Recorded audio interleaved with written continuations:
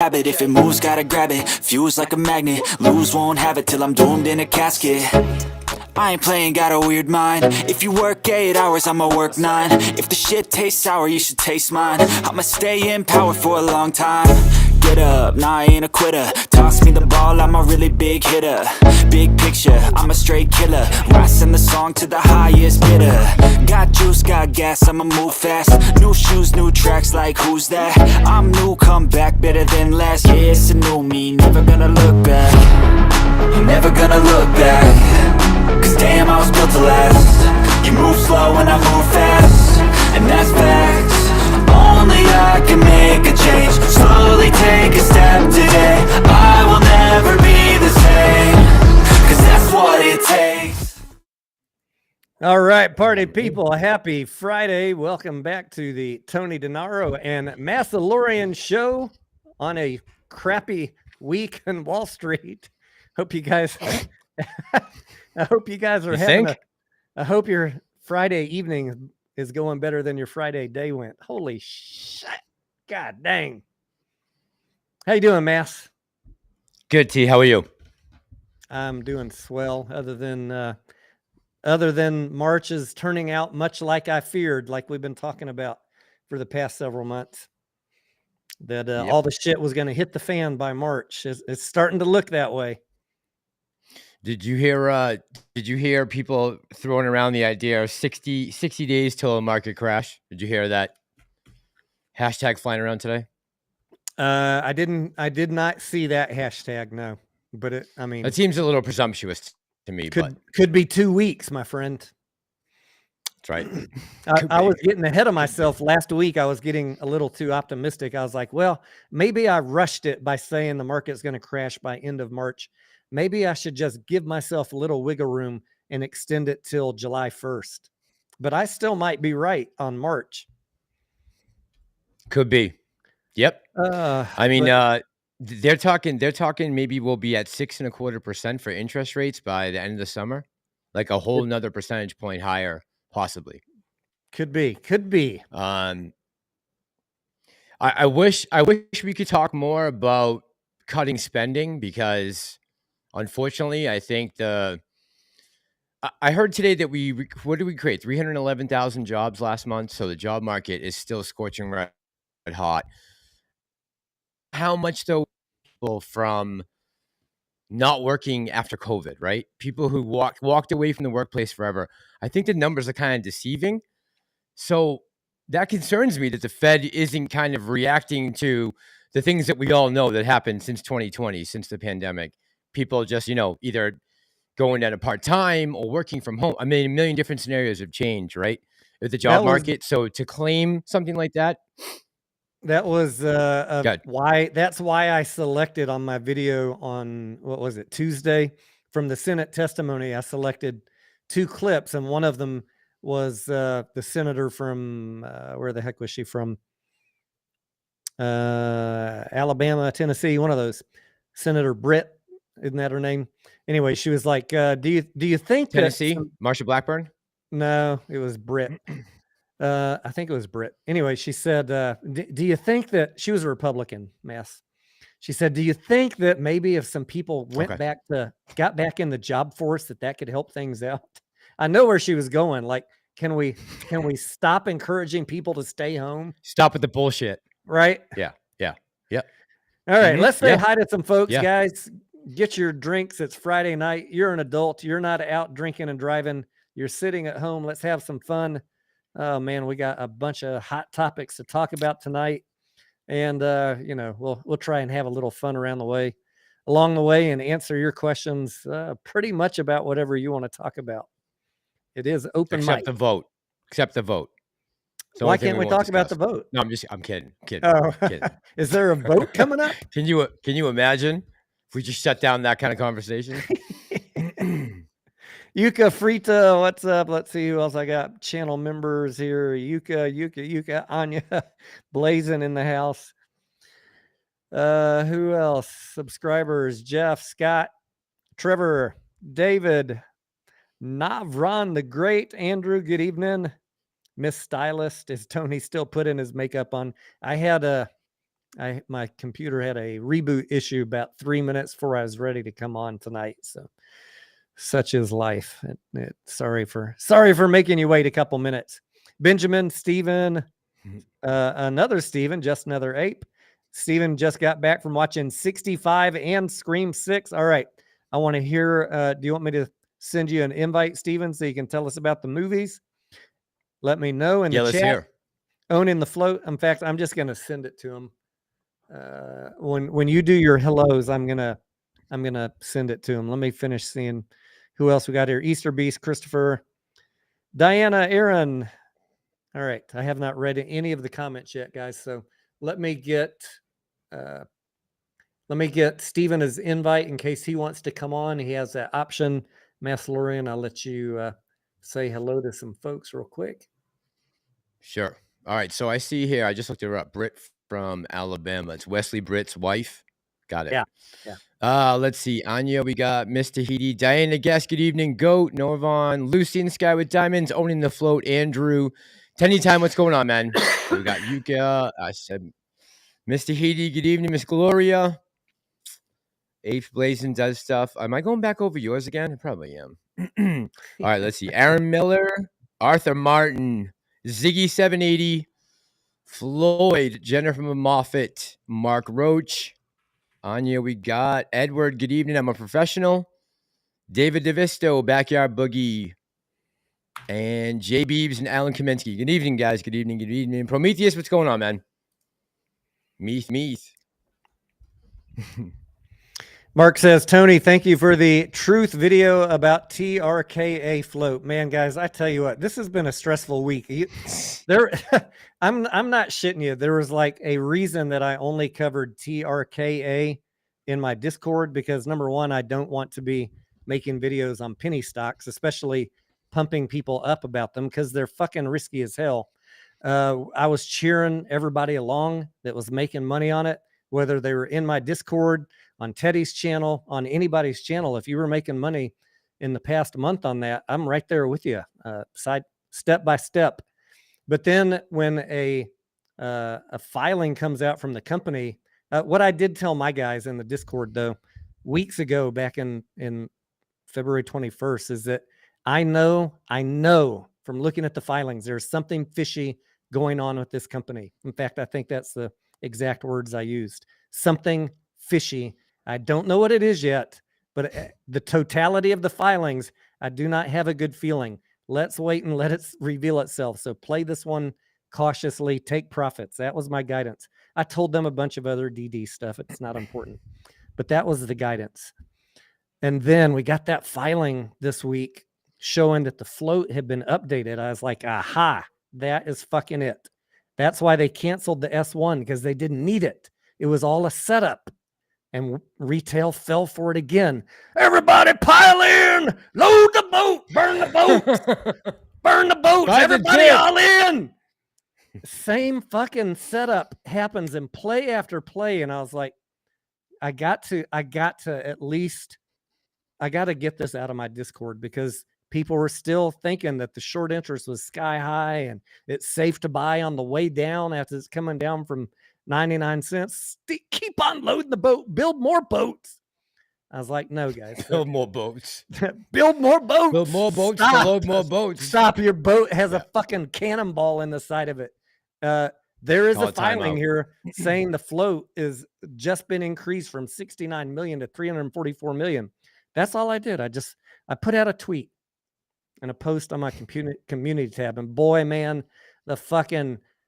They came at you. The hate, Tony Denaro, shill, he always wants to be right. Guys, I don't fucking care about being right. I want you to not lose money. I knew I was going to take hate for days. And I said, give it till Friday for the brokers to update. Man, I just got bombarded all week. It's okay. That's what I'm here for. I'm here to take the hate from the people who, this is their first year trading and they don't really care about reading filings, but there is a reason I care. And the reason that I share that info so that you aren't stuck in a trade when everyone else is piling out in pre-market. Anyways, think that's all I think that's I all I think want to say about that. I think you've been making that point pretty clear for I don't know, last For 6 to 12 months. I mean, at least, right? every Preaching. ticker, there's like the 2 or 3 haters that cheerlead hating on me, and then all their little followers, like they never fucking learn. I am just trying to help. Yeah. I stay out of y'all's business while you're making your money, but when the when the totality of the evidence says you're missing a key factor here, I feel obligated. I have a lot of people asking me about that play in my live streams and my Discord. I don't want to make videos about this shit. I don't. I honestly don't. But sometimes you got to step in. By the way, T, did I tell you earlier that John Wicksnipen's video came up across my screen, and he was just talking about new tickers, and he's not gonna get any more at bad times or areas. He's taking maybe somewhat of a break from YouTube, and you know it's unfortunate to. I hate to see that kind of stuff happen. You know what I mean? Like someone come in and get mauled. Was he in that play? Yeah, I believe so. Yeah. Oh man, I saw that Teddy was in it. Yeah. And, I sent Teddy a few messages, but I think he wasn't checking Twitter this week. So, you know, we didn't catch up really till today. So he was, I got the same problem. We were talking about 10X today.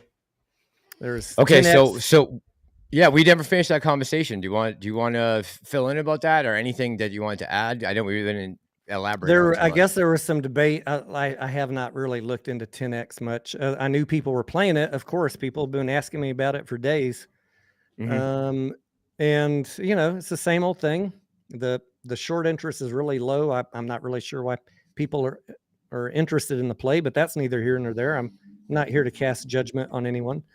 But I guess today there came up a debate about what is the actual float, and some people were thinking it was 2 million, and some people were thinking it was 8 to 10 million.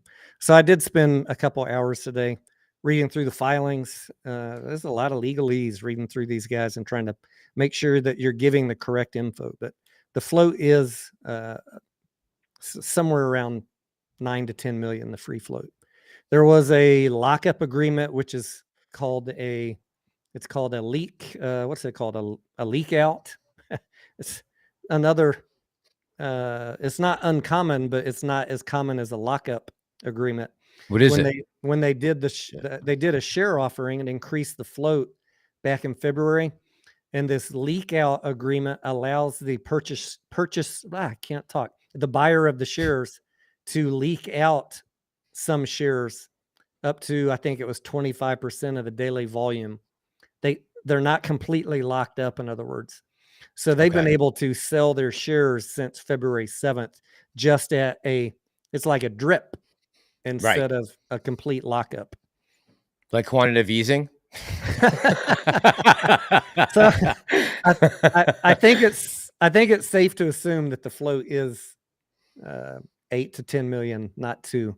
And Dilution Tracker also has it at just over 10 million. Webull says 8 point something, but it's not 2 million. That I'm pretty confident of. Okay. It's at least 4 or 5 times what it's being posted. And by the way, guys, this company just did a 1-for-20 reverse split. So while you're trading in this 50-cent stock, keep in mind let's say it was a 60-cent stock.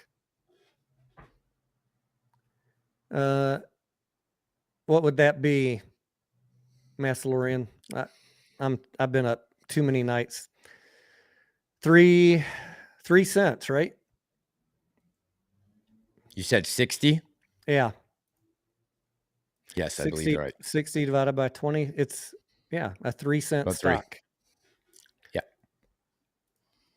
Yeah. But I mean, what is the price of 10X today?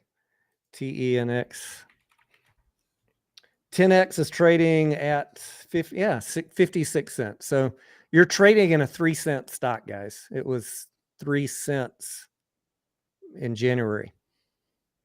I mean, it wasn't really, but I mean, it ran up and then it came back down. So just keep that in mind as you're having fun with this one. I'm not gonna bash 10x, but you should read through the filings and look through the history if you're gonna be in it for more than a day or so. You think it could pump back up to 79 cents again? Oh, I don't know, maybe. Anything can happen in a cheap stock like this with a low float. Still a low float, right? 10 million shares is a low float. You could easily run it up. And there are warrants, I think, at around $2.25 exercise price. And if you get over that, then they could increase the float to about 32 million. So that's all I'm going to say at this point on 10x. Johnny, we're just sideline watchers, bro. We don't advise anyone to buy any stocks. Yeah, I try to stay away from that. I get people asking me all the time, what price would you buy this at? I was like, what are you selling AMC? I cannot give you financial advice. And I certainly am not going to be making videos saying everybody. I don't want to have to come back and pull my channel down 6 months from now because I did something that's foolish. And, now I've got to worry about it. Although I do that on a daily basis anyways. Yeah, if I'm in a play, I will tell you I'm in a play, but I try not to make pump videos for plays.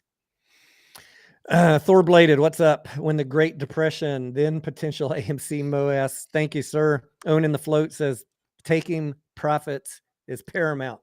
That is a key tenet on this channel. Always be taking profits. Yes. Especially in this market. I mean, we're not going to see those runners that you saw back in before, they started pumping money into the economy. We're not going to see those run-ups again. That's just, those days are over for now, at least. Yep.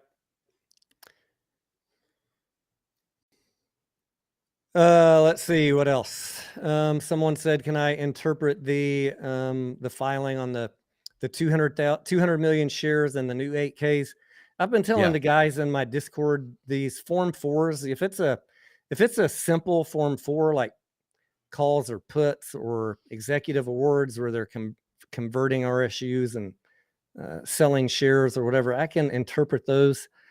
I'm a little bit less comfortable sharing my assumptions on a Form 4 that has total return swaps on it, just because that is a little more complicated. And that doesn't mean that I don't have assumptions about what is going on, but I don't like giving out incorrect information. And rather than tell you something, even if I think I'm correct, I still am fearful that there is a high probability that I might not understand the complexity of all of Antara's moves here, other than I know that they're trying to make a profit as many ways as they can, up and down, in both AMC and APE, and they're having to hedge for some risk of owning all this fucking APE shares that they have with the uncertainty of the lawsuit. So if you keep those two things in mind, they're hedging their risk and they're trying to make profits along the way, because they might end up being a bag holder on an APE, depending on what happens with this lawsuit, right? I actually didn't even think about that. Yeah, that second part there, that latter part, yeah.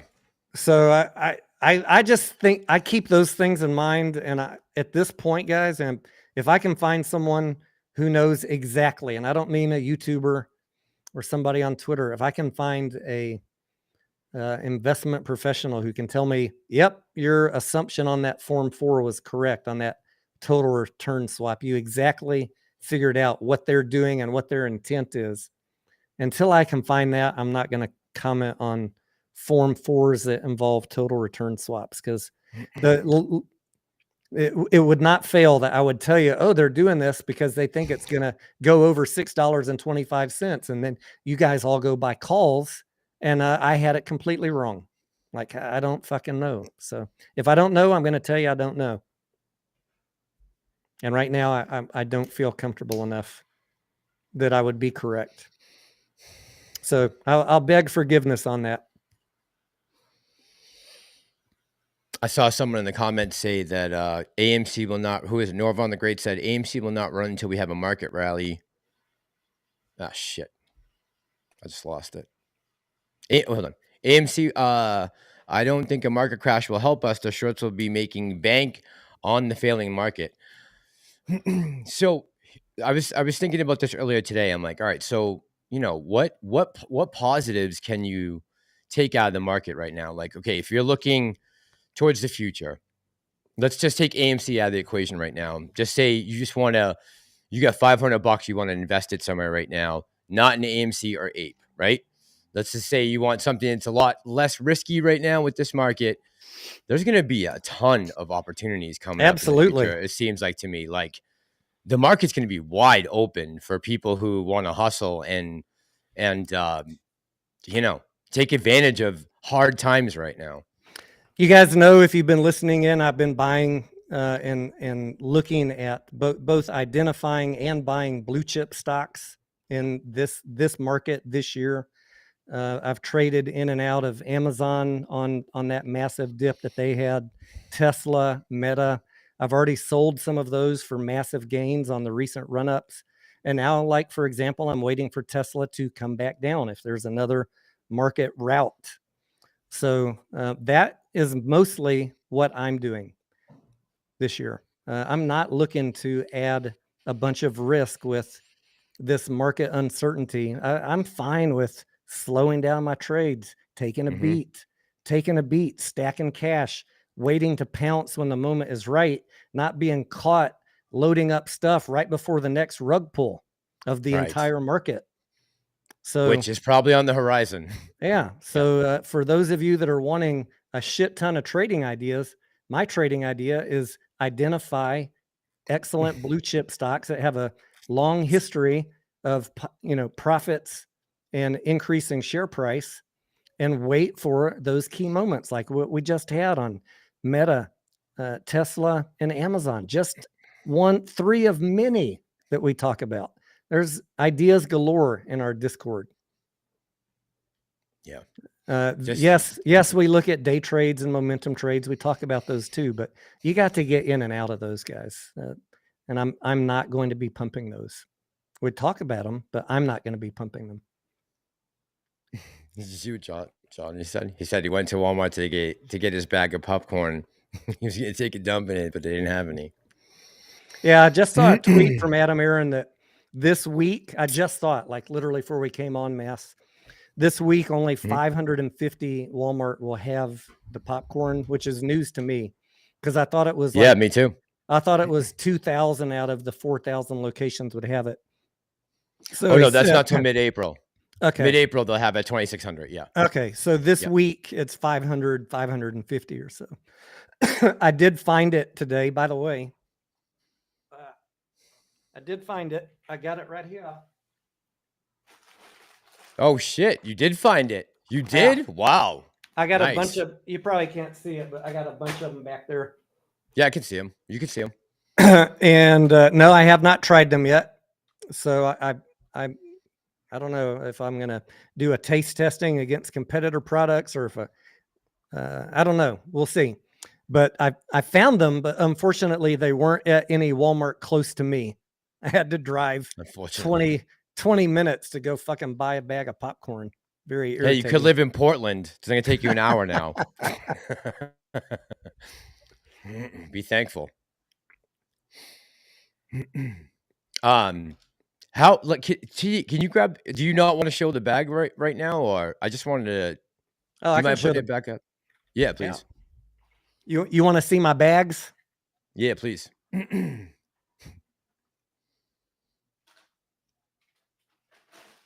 I got regular, I got extra butter, and the lightly salted. What is it that what you is want it? to see? 8 ounces? What is it? 8 ounces? It says all right,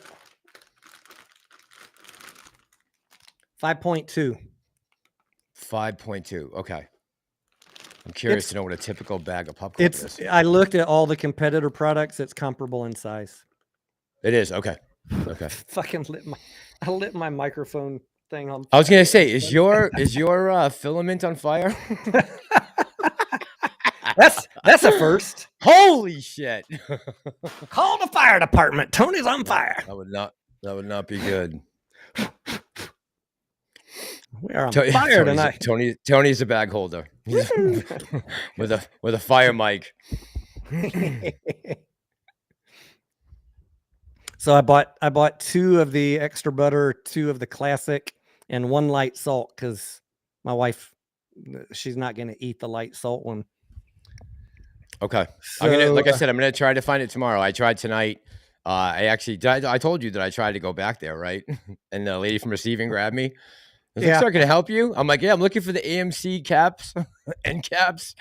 She's like, oh, they're not out yet. They probably won't be out till tomorrow. So if they do have them at that one, if not, I'm gonna try to drive around and see if I can find them somewhere. So maybe we could do that tomorrow night, either like taste test or something fun. I went in the Walmart. It's like a super Walmart, regular Walmart and grocery store. Mhm. And I walked down the main aisle of the grocery store. All the aisles are to my right. To the left is clothing. And I get to the snack aisle and there's no end cap. And I go down the aisle and it's just loaded with popcorn, right? Microwave, Mhm. bagged, flavored with Oreos and Reese's Pieces, everything you can think of.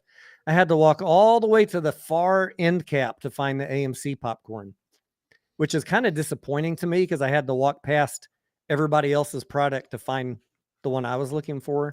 Okay, because were you coming from the center of the store, like the center? From the Okay. center of the store. But if you were That's not shopping good. for meat or produce, if you were on the You'd go other buy it. side, you would have seen the end cap right there. Right. So it just depends on which direction you're coming in, if the end cap is effective or not. You know what I mean? Right. Yep. Okay. If Yeah, you were that's shopping for I can see produce that and situation. shopping for produce and you look over, oh, look at all this beautiful AMC popcorn. In that case, it's fine. Yep. Okay, I see. Yeah, I'm interested to see if it's on the end cap facing the center of the store because you got it's probably 5 to 10 times the amount of foot traffic. Being on that other end cap.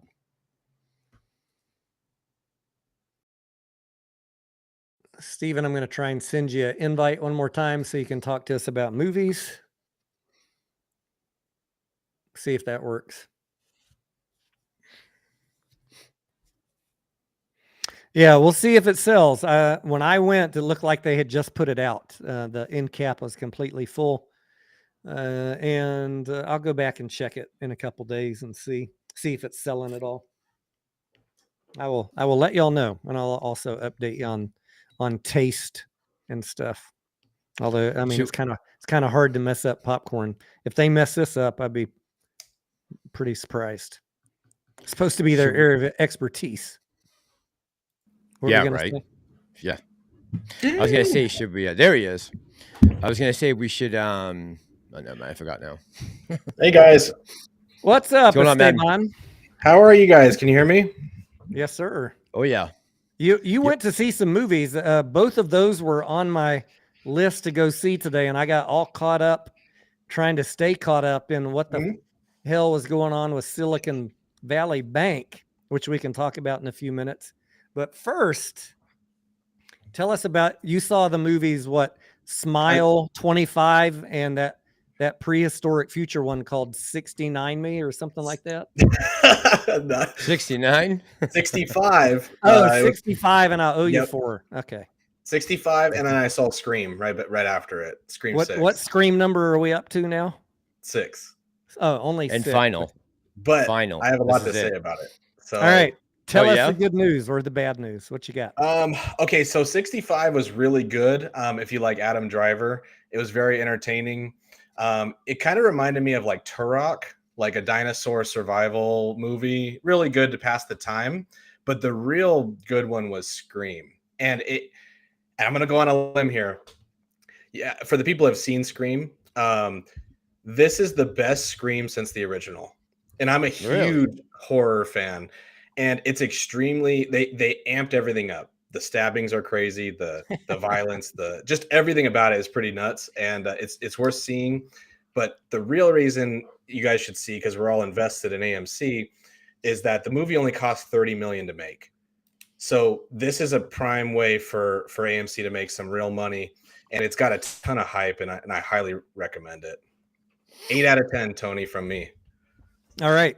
I'm gonna. How was your theater? How was your theater, Steve? Was it pretty packed for? Oh, time definitely, of yeah. day? Dolby Cinema, and every seat was taken. So, and because I beat Tony in the paper trading contest, Blazin sent me a $50 gift card. So I went all out. I got like 4 flatbread pizzas. It was like 40. 3 really? hot dogs. Yeah, just went all out. They looked at me like I was crazy. Very nice. Yeah, Steven Cool. did beat me in the paper trade contest because I shorted 2 stocks. This is paper trading contest. And I was like, I'm going to use this contest as an opportunity to try out my hand at shorting since I've never really done it. Key mistake, guys. Always have a fucking stop loss. I always talk about it on your long trades. You know, when you're riding a runner up, have a trailing stop loss so that when it comes down, you can lock in those profits. Well, when you're short, it's a buy limit. I forgot to set a buy limit, and right after I shorted a stock at $9, it ran up to 80. It ran from 2 to 8, and I shorted it, and then it ran to like $80. I was like, well, it took me 20 days to unwind that trade in a 30-day contest. I was underwater for 20 days. You got blown out. Well, I mean, at the end of the day, I still made money by the end of the month in the contest, right? I increased my account about 15% in 30 days. But I was blown out. I was negative thousands of dollars for the first 20 days. You get margin called in the real world. I had to make all that money I had to make all that profit in the last 10 days. Man. Yeah. Massalorian, I got to ask you a quick question. Go. Are you going to see Adam Aaron in Boston? Yeah. Yes. That's what I want. Yeah, but I mean, but again, I as far as what kind of information I'm going to extract from him, you know. Yeah. I don't know that I'm going to get anything more spicy than Tony or KC did or anyone else, right? I think, well, I didn't ask him any spicy questions, and I don't think KC did either. No, that's what I'm saying. Like, I mean, I don't want to be the first one, right? There's been a lot of people asking him tough questions. I've been trying to feature them on some of my videos. There's been people asking some hard hitting questions, and he answers every one. So, yep. Did you hear that Mediocre wants to meet you in Boston for the screening if possible? No, but I would do that.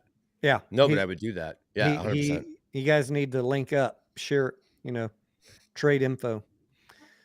So, Steven, you said 65 is like Turok. I remember that game. Was it a movie also? No, it wasn't a movie, but it's pretty much the same thing, but it's very good. It's a very emotional, high action. It's not like a typical dinosaur movie. It's fairly brutal, similar to like Cocaine Bear. Did you guys see that? Yes, hilarious. How funny. It's like that. Like the killings are very like up front, So yeah, it's entertaining. It's all right. So I recommend it. I was gonna say on Smile, I'm not a super huge fan of the franchise because it just gets so repetitive and overdone. But the previews that I saw for this one actually made me say, I'm going to go watch this one. Like, it looked pretty good. So it's good for me to hear that you enjoyed it and that it was good. You talking about Smile or 65? Not Smile, Scream. Sorry. Scream. Oh, yes. How much do you know of the OG cast came back? Sorry, T. Was it a lot? Courtney Cox is there as Gail Weathers. Okay. Sydney Prescott is not there. Neve Campbell's character? She's not there. No. Okay. But the movie did not suffer because of that. They did a very good job, Mass. I can't wait to hear what you think about it. Who do you know who the director was by any chance? I'm just curious. Not offhand, but okay. He did very good.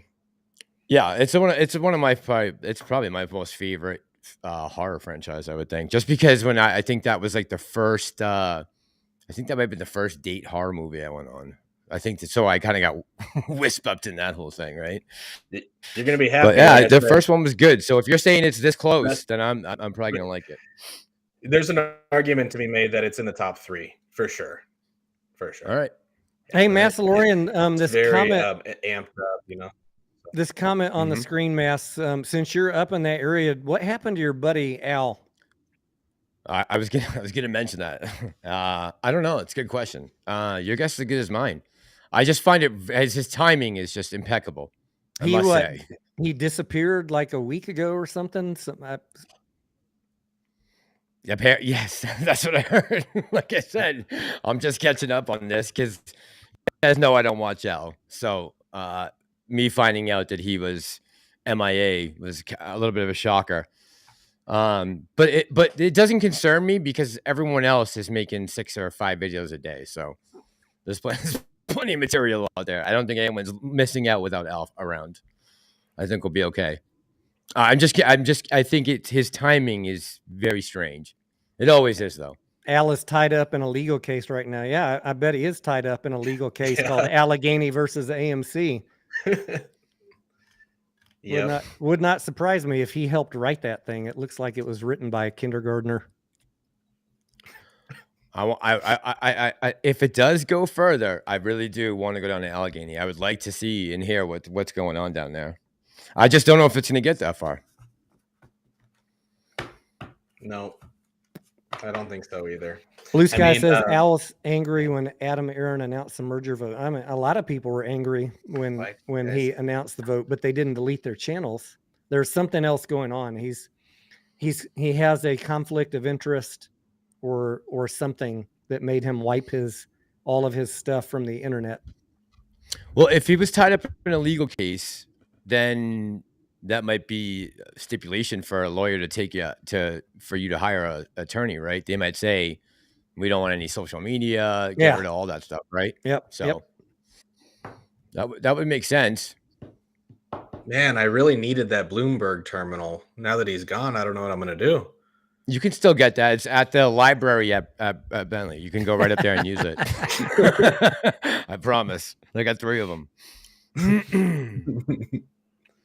All right, let's talk Silicon Valley Bank real quick.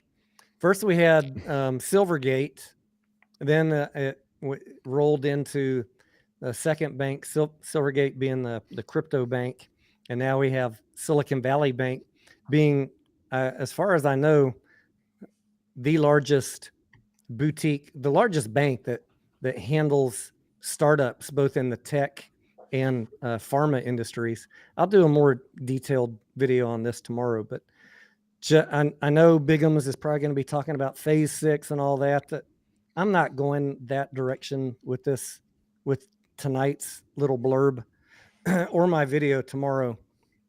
But they were highly leveraged in one specific or 2 specific types of clients.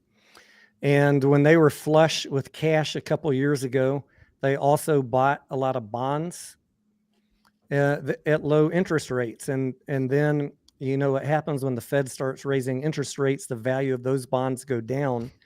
They had these long-term bonds with low rates. And if you can go buy bonds at a higher rate, well, whoever's holding lower yield bonds watches the value of their bonds go down. So that they started losing balance in their balance sheet. And then you add in the inflation and the economy and all that. These high-tech firms weren't making as many deposits because no venture capital giving them money. And then some of them start losing money. So, we need to do some withdrawals to pay the payroll. This banks was highly leveraged, and their balance sheet started getting out of whack. And then they're like, oh, shit.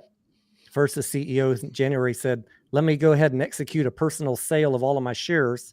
Did you know that happened? Jesus. No. Yeah, he sold a bunch of shares in January. They've known this is coming, I have no doubt. First time he sold shares in over a year. about the time that some of the short sellers were noticing the inconsistencies on the balance sheet. And anyways, they this week just kind of did the reveal. Oh, by the way, guys, United States of America shareholders, we're going to have to raise some money. And we had two options. It was either sell all these long-term bonds at a severe discount, or we could sell some convertible shares or do an equity raise. And people did not like hearing that they were struggling for liquidity and they needed to raise cash. So that's when this thing started unraveling yesterday. And then on top of that, all week, big bank advisors of folks that had money at that bank at Silicon Valley started saying, if you got $1 million or 10 million at Silicon Valley, you're only insured to 250,000. Yep. Get your fucking money out. Get your money out now. Ask questions later. That started the run on the bank, and then it was just there was no containing it at that point. So my concern is this going to be an isolated incident, or that's what I'm going to talk about tomorrow in tomorrow's video. And it's going to take probably the weekend for the bank is going to reopen under receivership with the FDIC on Monday, by the way, so people can still continue trying to get their money out, whatever they had insured by the FDIC. But I think this bank is done. They were over leveraged. That's what got them in this boat. The question, Massalorian, like you asked, is who else is over leveraged out there? We've already seen two dominoes. What else is going on out there? Can you believe that the CEO is on the Fed board? I mean, how ridiculous is that? The CEO of that bank? Yeah. No, I didn't know that. Becker. Yeah. So, again, guy in a position of power with failed ideas. I don't understand how these people are getting in these positions with wielding all this power and their failures. It's nuts. We'll see if it has a cascading effect. I mean, I think it would happen fairly quickly if it actually did, but there's no. If it does, watch out below. Yeah, exactly. Watch out below. Exactly. So I'll go more in depth with some graphics and stuff for anybody who wasn't watching tonight, and I'm not going to make it a long, boring video. And I'm not. There is the thing to take away from all of this is the risk is not fully understood yet. I don't believe Janet Yellen or anybody when they say everything's fine. There are bigger banks have. We're screwed. Yeah, bigger banks do have more diverse clients, so it might be okay.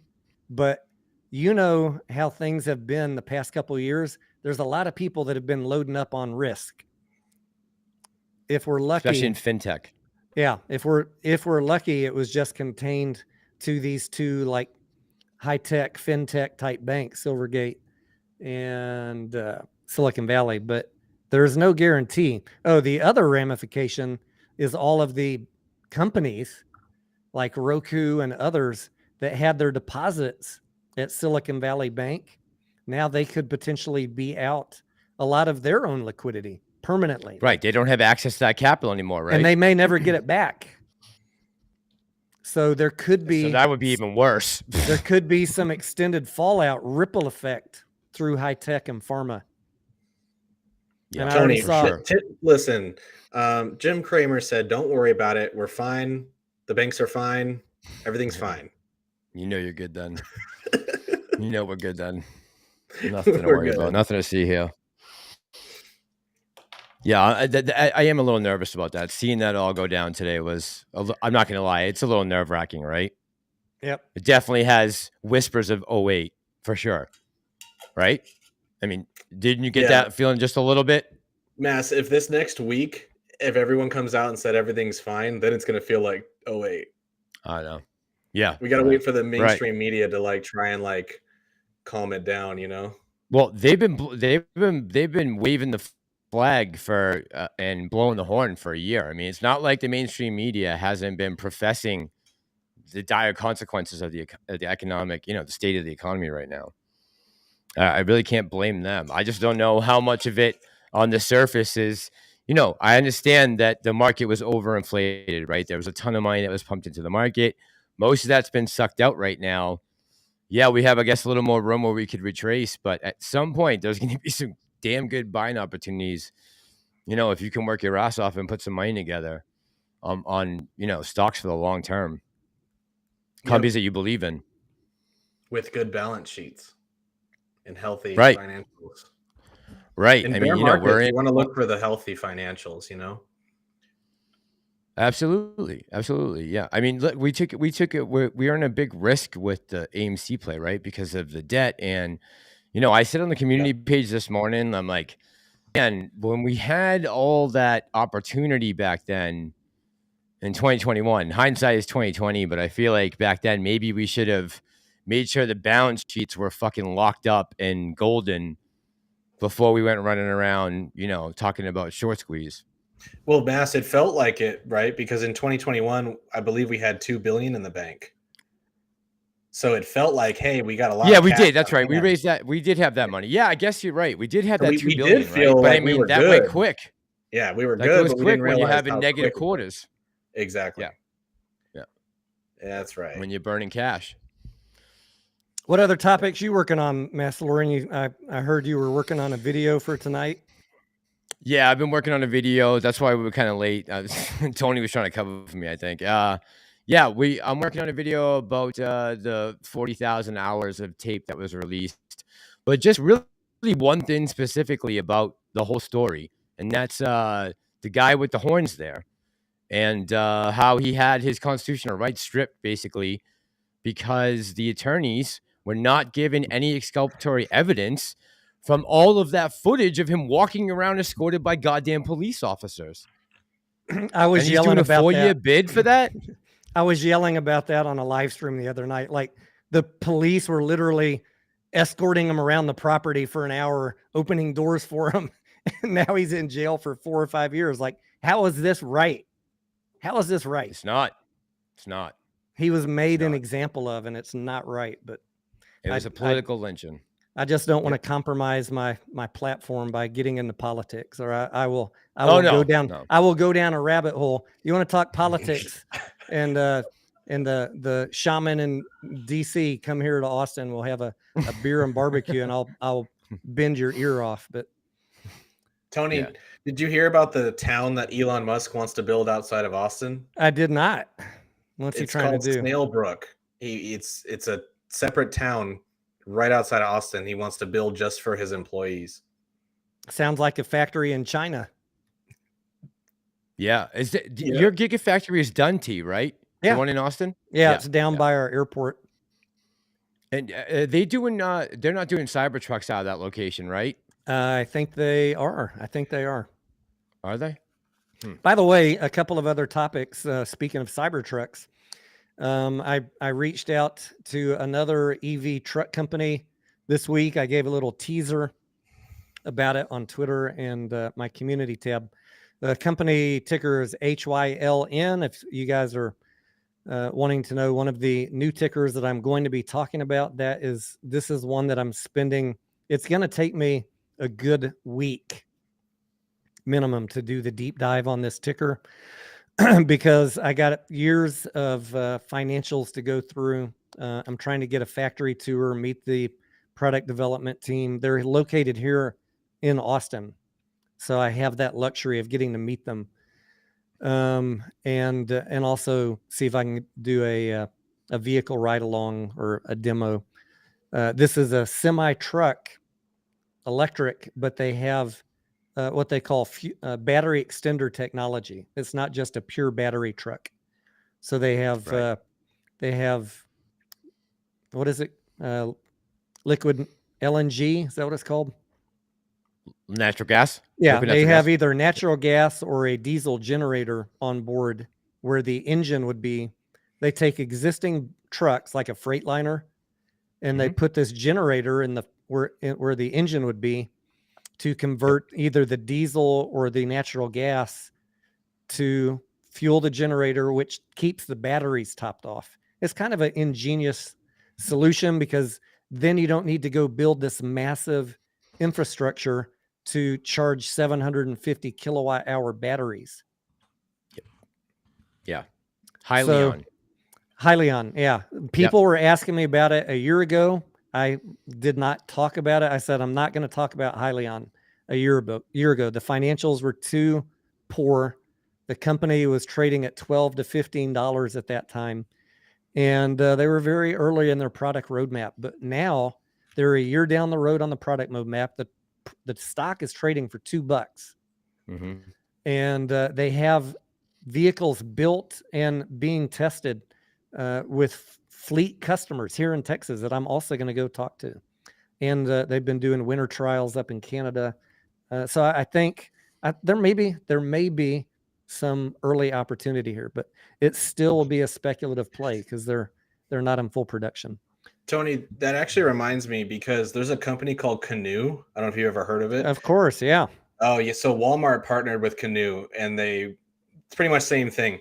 Electric vehicle trucks that I believe there's 4,500 that Walmart has in their inventory.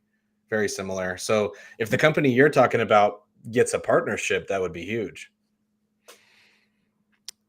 Yeah, they right now I know of 2 companies here within maybe an hour drive of me that are testing. Each of them have outfitted part of their fleet with multiple of these trucks. And so I'm going to go talk to them also. I mean, when I do a deep dive, we're talking, if I have the opportunity to meet actual people using the products, I'm going to do it. So it won't just be look at the financials. So stay tuned for that, because I really want to cover every single company in the EV space. It's just, I get so stuck doing AMC stuff because so many people have questions. I can't ever peel away and give you guys the other content that you deserve.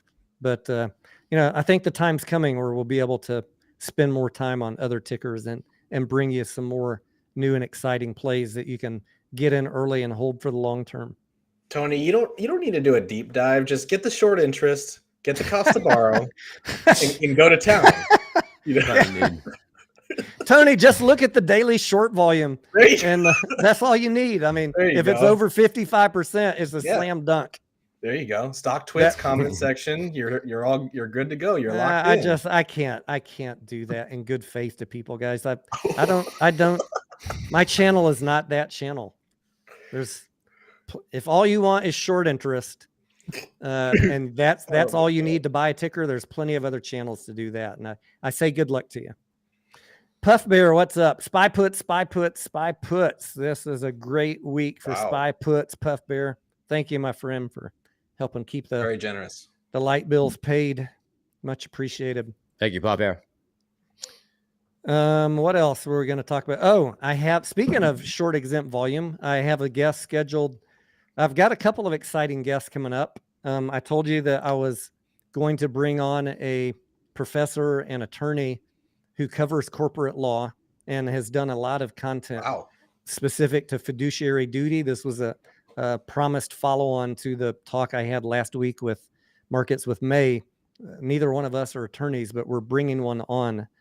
And so I have made contact with him. We're supposed to have a phone call today to set a date and time for next week, but I guess he got busy because that phone call didn't happen. So I'll hook up with him this weekend.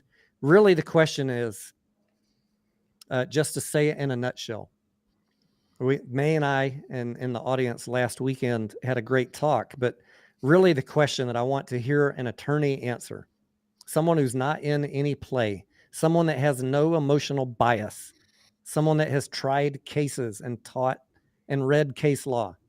When we say fiduciary duty means that a executive has to make choices for the benefit of the company and its shareholders.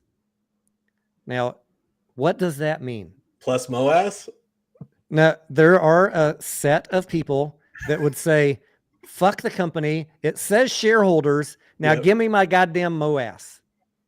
Is MOAS included in fiduciary duty? There are literally people that will ignore the part about the company and say he only needs to take care of me. No matter what, fucking bankrupt the company, MOAS tomorrow, bitch, or I'm out. You can go There's to a lot of bankruptcy. them. Yep. So I just want someone that's not emotionally involved in the play. This attorney has nothing to do with us or any play that we're in. My view on it is the executives have a fiduciary duty to the company to make sure it does not go bankrupt, and to, by extension, to the shareholders to make sure your investment doesn't go to zero. They're going to do the best choices they can for the company.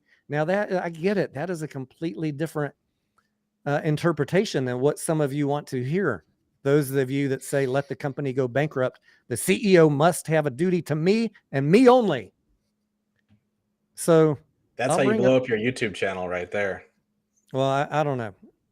You mean the people saying mo ass or bust? Yep. And Tony, I just want to say Blazen's in the chat. Blazen, I want to say thank you for hosting your paper trading contest.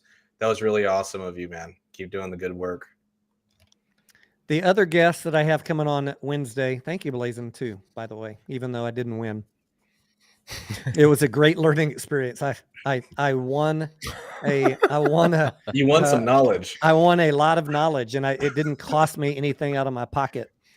The other guest I have coming on Wednesday night is a industry veteran, and he specializes. I found him by researching people that again are not part of this movement. They have no emotional bias in any of our plays, and he talks about daily short interest. Why is that important to me? Because on Twitter every day I see people posting, look at the daily short volume on GTII. That is proof. I tell you that there's 300 million naked shorts. Damn. Is it proof of 300 million naked shorts, or are you making a big leap there, buddy? Well, how dare you question him, Tony? How dare you? How dare you, sir, question him? Are you from New York, Tony? You have no right to question him. You're not from New York, sir. I mean, literally, that's what they say. You can't question him. You're not from New York. That don't mean jack shit, guys. I can smell bullshit. At least I think it's bullshit. But I'm going to bring the gentleman on that has nothing to do with pumping anything, nothing to do with any hype. He just has trading tools built around daily short volume. And I'm going to tell him what I'm concerned about and let him give his pitch to us. Convince me why it is useful. Why have you made a career and a business around this? He has a business around this. He's not just sitting on Twitter pumping stocks all day, talking about daily short volume, sending GTII to the moon. So I think he'll be a great guest. And I hope you guys will tune in for that also. Wednesday, 7 p.m. Central. All right. I'm done talking. Somebody else help me out. Tony, you want to pull up the Dan Man's comment? Was it recent? I'm so far behind in comments. Oh, you're behind? My bad. Let me see if I can find it. If it was recent, Dan Man. When I'm looking at the camera, I can't read comments. And guys, I'm sorry, I'm the only one controlling comments. I mean, these guys can read stuff, but I'm the only one that can put it on the screen. Where is Dan Man? Currently holding 100K shares. Was it before that? No, that was it right there. Do you know currently of any holding 100K news? shares of what? Mullen. He said he's got 100K Mullen at 17 cents. He says this better rip or I'm screwed. Do you know any good news for Mullen coming? Well, I'm not the right person to ask about Mullen because I'm not gonna paint a pretty picture. Gotcha. Okay. I'll say this, guys. I have been asked about Mullen for 18 months now, going on almost 2 years, and I have said steadfastly the entire time, wait. There's no rush to buy Mullen. They're never delivering any products. They keep on missing commitments. They have a lot of dilution ahead. They're not making any money. They're not really going to make any reasonable amount of money till the end of 2024. But I did say, and I'm a man of my word, that if it ever hit a quarter, I would buy some. So I bought a very small amount recently at 25 cents, and I posted in the Discord. I bought this. I fully expect to lose half of it in the next few weeks. So I bought Mullen at 25 cents. I'm already telling you, I will probably lose 50 to 90% of that money between now and the reverse split. That's why I bought so little. I'm going to wait for Mullen to keep dropping, and then I'll add to my position to the point where, you know, they're ready to file bankruptcy, or till 12 more months go by. Mullen's got a long ways to go, guys. I understand everything that they're doing with the Vans and Bollinger, and I'm very familiar with it, but they got a hot mess on their hands. They need a lot of money. You got $5 billion in dilution and a reverse split coming on a company that's in serious financial trouble and has no income. It's not a great combination. Doesn't mean they're going bankrupt. Just as a retail shareholder, you are going to get diluted. So you know what that means. Be patient. You'll have a chance to buy it cheaper.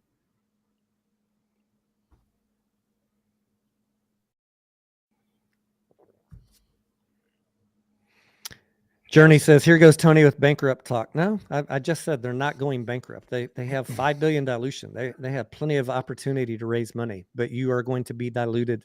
Whatever price you're holding right now, it's going to go lower. The question you have to ask yourself is, why buy a company that has no revenue? Would you lend a friend money that has no money? Because that's pretty much what you're doing. Or no job. Or no job. You're lending someone money that has no money. So you have to keep that in mind when it comes to any company that has no revenue, not just Mullen. Always take the time to look and see how much they're bringing in.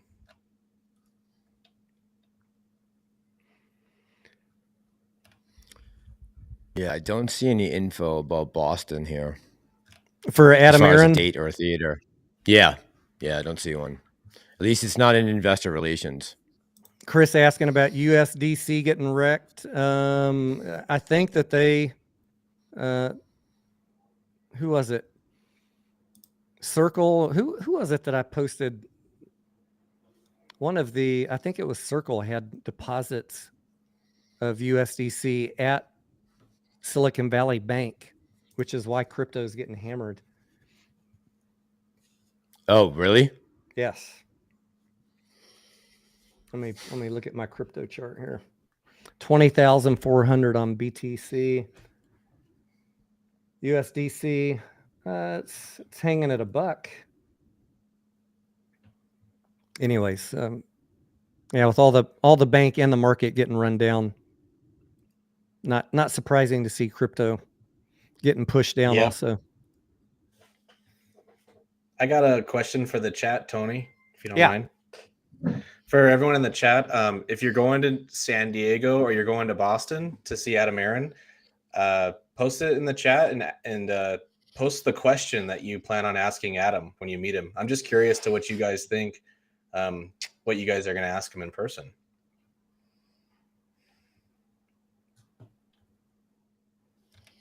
I'm gonna demand a studio appearance. I'll take nothing less than that. You're like, hey, can you want him to come in your studio? Yeah, I'll get another mic, and we'll set it up right here, 1-on-1, like Rogan style, just me and him. Yep. I finally got a second mic, Massalorian, a couple weeks ago when I had my. Oh, you did? Yeah, when I had Kurt on. It's over on this side of the table. Nice. That's the next. It's the next iteration of your channel. Is get a position over here set up so someone else can sit here. Fucking mics are expensive, man. It's some point in the future, hopefully. Yeah, I think crazy expensive, right? The mic, I mean, and the arm were like $500. Mm-hmm. Yeah. Stupid. Yeah. But I think it's good just having that quality though, right? When someone has a shitty mic, it sometimes can take away from everything as far as, just your ability to get to the end of the video or, stay past the first 15 seconds. If the audio is terrible, you know how it goes when I go in the live streams and it's all clicky. People have had it. It sounds good tonight, though. Yeah, you sound much better tonight, probably because Steven's in the chat. Yep. It's probably what it is. Yep. Probably what it is.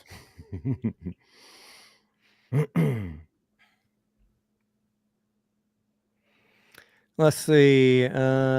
Joe says I guess that's Adam Aaron 2 days before he announced the merge. My question would have been a lot different 2 days later.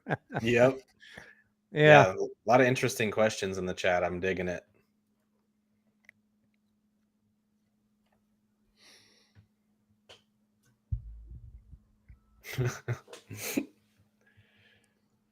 What's up, Lucy? Lucy in the sky with diamond hands. I'll be back 1 sec. All right. What is my opinion on the Ripple XRP lawsuit with the SEC? I haven't checked in on that in a good 4 or 5 months. My general thoughts are I don't know that I want the SEC making decisions about crypto, but that train's already left the station. So I think this is a play for them to establish some control. And I sold all my Ripple, and I'm waiting. I'm not going to buy any until I see what happens with the lawsuit. But it's going to have farther reaching ramifications besides just XRP. I need to go back and check into that. I'm unplugged from the status of that. Since remember the days when Massalorian, you still awake, Mass? What's that? You remember the days when remember the days? Yeah, I'm here. I'm thinking about these banks. Remember the days about a year ago when someone was saying you're all, the squeeze is about to happen and you're all going to get paid in a stable coin. Remember that? Yes. I do remember that. Yeah. I said, yes. don't worry. There's no stable coin coming out from the Fed anytime soon. Well, one day there will be. And no, they don't want to pay you at the stable coin. That's like fucking Lou made up bullshit and nonsense. They're gonna figure out how to pay with the stable coin because they can't come up with the cash. You what? Someone today said that the Federal Reserve is preparing for the AMC squeeze by raising rates. That was a pretty wild take. I saw that on the thumbnail with 17,000 views. That's some good DD right there. Amazing. It's good stuff. Leaf says, "How is the popcorn?" I'm just a little nervous, honestly. Leaf, what are you nervous for, Mass? This bank situation's a little scary. That's all. Oh, like the ripple effect. Mm-hmm. Yeah. There were some good opportunities for bank buys at the beginning of the market this morning. I was like, I don't need to take on that kind of risk. Buy the dip.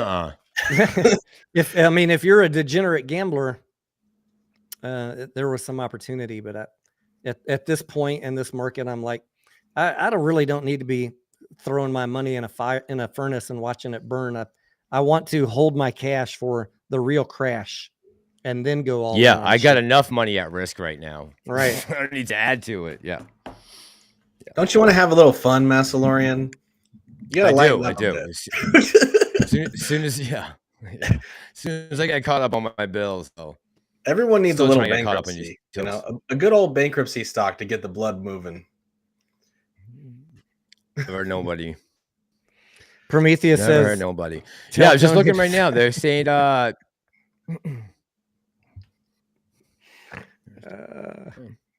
fucking dilution. What'd you say? They want me to say dilution and bankruptcy. Take that, guys. Double shot, bitches. Oh, they're taking shots based on what we say? Yeah, I think that's why they're asking me. Tony, what do you think about Mullen? What do you think about Highcroft? What do you think about who else is doing dilution right now? What do you think about AMC? BBBY? Right, bankruptcy. They can't even drink fast enough now. The question is, who's diluting the worst? Like dilution. You said it. What's the worst dilution going on right now? Bed Bath & Beyond is one of the worst. 1.2 billion shares of dilution to avoid bankruptcy. You see what I did there? Working both ends. Gonna get these bastards in the chat drunk as a skunk. Dang. Thank God that ain't us right now. That would not be good. Where can we find out where Adam Aaron will be? David is asking. You have to follow him on Twitter because he kind of announces it, like a week in advance, Mass? Twitter, yeah. Yeah, usually I was noticing last time, it was about a week before. 10 about 10 days. He said it would be the next 10 days though, I think was what the tweet said. Or over the next 7 days, something like that. So it's got to be pretty soon. Right around the corner. Grandpa Barney in the house. Thank you, Grandpa. We support I guess you. I hey, guess Grandpa. You're not working up on the lines tonight, Grandpa? I'm glad you get to spend a Friday evening with your wife. Hopefully he's not texting us while he's up reconnecting a power line. I know, I'd be nervous messing with my phone up there, right?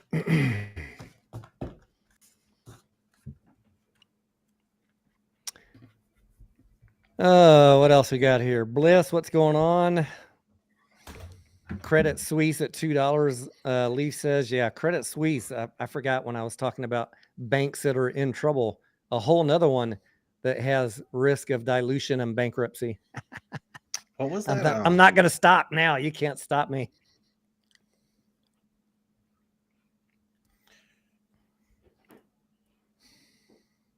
Tony, what was that crypto that went under? It was like one of the first ones that tanked. It went from $80 to like zero overnight, and then people were buying the dip. It starts with an L. I was going to say Dogecoin. No. Oh, man. With an L? Shib. It reminds me of this. Was it Lunk?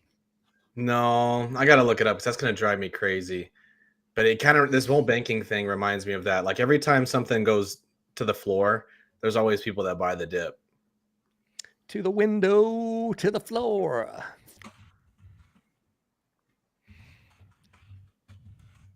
I don't know. Someone in the chat will help you out. I forget. I covered a bunch of them a year ago.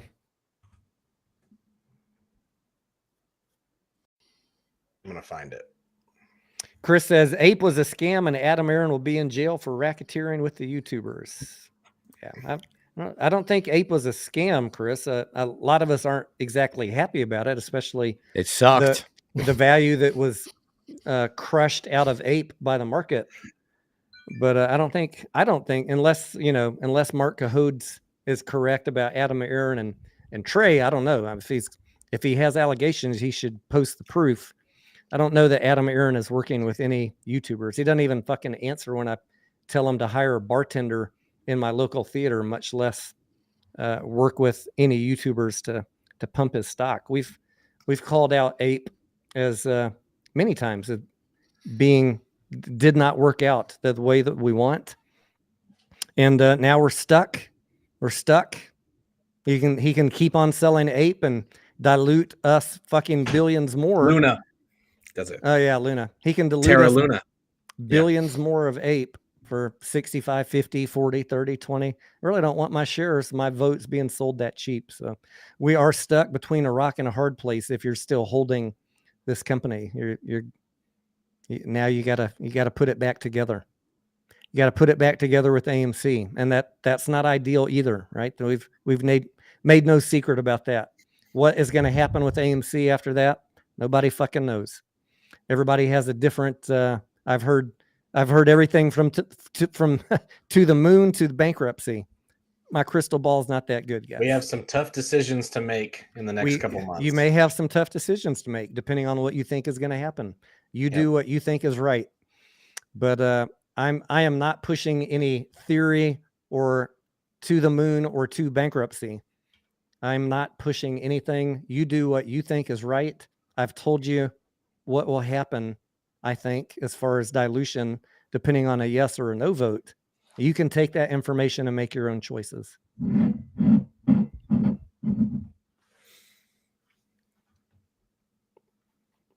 I've also tried to lay out the case of why they, if you choose to hold, and if nothing spicy happens, which I know of no catalyst to make anything spicy happen, other than the fact of the unknown right now, or the banks failing, or the market crashing. If you choose to hold, you may be in a long-term hold of this company and waiting for the box office to improve and the company to improve their balance sheet. So that is the play. It's not the play that a lot of people signed up for. I get it. You're talking about holding through the conversion, right? Holding through the conversion, holding for the choose box to. office, improving. Yeah. If you just say, fuck it, I'm already down, I'm going to hold, if they get a yes and vote see what happens. Yeah. I mean, some people are going to do that, right? Yeah. I'm not, I'm not advocating anything. And believe me, on other channels, that are hype channels, I'm being called every name in the book. Like, it doesn't matter if you love AMC or you hate AMC, you can find people that agree with you that I'm a piece of shit. Right? You could be the most fanatic ape and you can find people that will tell you I'm a paid hedgie. You can be someone that hates AMC and you can find someone that says I'm paid by Adam Aaron. That's when I know that I'm doing a good job of giving you guys facts in the middle. And I also know from people that are saying that bullshit who is not actually listening to me talk. Because if you ever listen to this channel, you know that I don't pump anything, and I'm not paid by anybody on either side. I just tell you my opinions based on what is happening in the industry and the company filings. That's it. Okay, so Blue Sky Landscape says, as of Thursday, domestic box office numbers for this current quarter are 1.25 billion. It will probably be worse than last report, so another $200 million loss. Yeah, that's true about domestic, but the international box office is what you want to be looking at this quarter because of Avatar, right? So that's where your money's coming this quarter. That's right, Mass. And hopefully we get a great international box from Super Mario Brothers too, which comes in April 5th. I think John Wick 4 will do well. I think Mission Impossible will do really well. I think the first two quarters of this year are gonna. I think they'll be better than any of the quarters we had last year. I think the first two quarters of this year will be better than anything in 2022. I've heard That's early my reviews, Mass, speculation. that Mission Impossible Part 1 is equivalent to Top Gun Maverick from people that have seen it early. I am so excited about Mission Impossible. I don't know They're why it's not saying getting more hype. phenomenal. Yeah, they need to work on their marketing because, I mean, it doesn't come out until, I believe, Q3. So maybe they haven't. No, it's May. Really? Didn't it Mission get Impossible? pushed again? Oh, it got pushed again? I don't know. Someone Google it and find out. Yeah, the next big one is Mario, April 5th. But we got a few good ones to look forward to. Majority of the titles this year are in quarter 2. You have Hunger Games and you have the Marvels in Q4, which is going to be good. But Fast 10, you got a bunch in Q2. There we go. Sufjan says, "How do you defend I a hope they didn't hater? push it again. How do you defend a hater saying you're a financial advisor?" I'd never defend a hater, Sufjan. I'd let the bullets fly straight at them. I know I'm wordsmithing your question. You mean how do I defend against a hater? I mean, I don't know. I don't know what part of any of my channels would possibly be considered financial advice. I mostly read company filings, talk about industry statistics and tools that we have available. I don't give buy sell recommendations. I know a lot of people hate me because I won't give you the hottest penny stock out there and tell you to buy. Let's all pile into this, guys. That is fucking financial advice. You are running the risk of the wrath of the SEC. You're doing that shit. I will not do that. Yep. I'll talk about plays that I'm in and what I'm doing, but I'm not ever going to be someone rallying people to go buy a stock. So it looks like July 14th, Q3. Yeah. Hopefully that answered your question. They've been pushing forward a lot of movies lately. They have early dates, but they've been pushing them forward. So it is Q3 for Mission Impossible? Yeah. Yeah. Guardians of the Galaxy 3 is the big one for Q2. That's going to be our top 3 performers of the year. Anthony says SEC won't do shit. I mean, there are literally people in a lawsuit. True, yeah. There are people that are in jail right now getting sued by the SEC or the DOJ, somebody, and had all their assets all their assets picked up by the government, cars, houses, cash. They don't fuck around.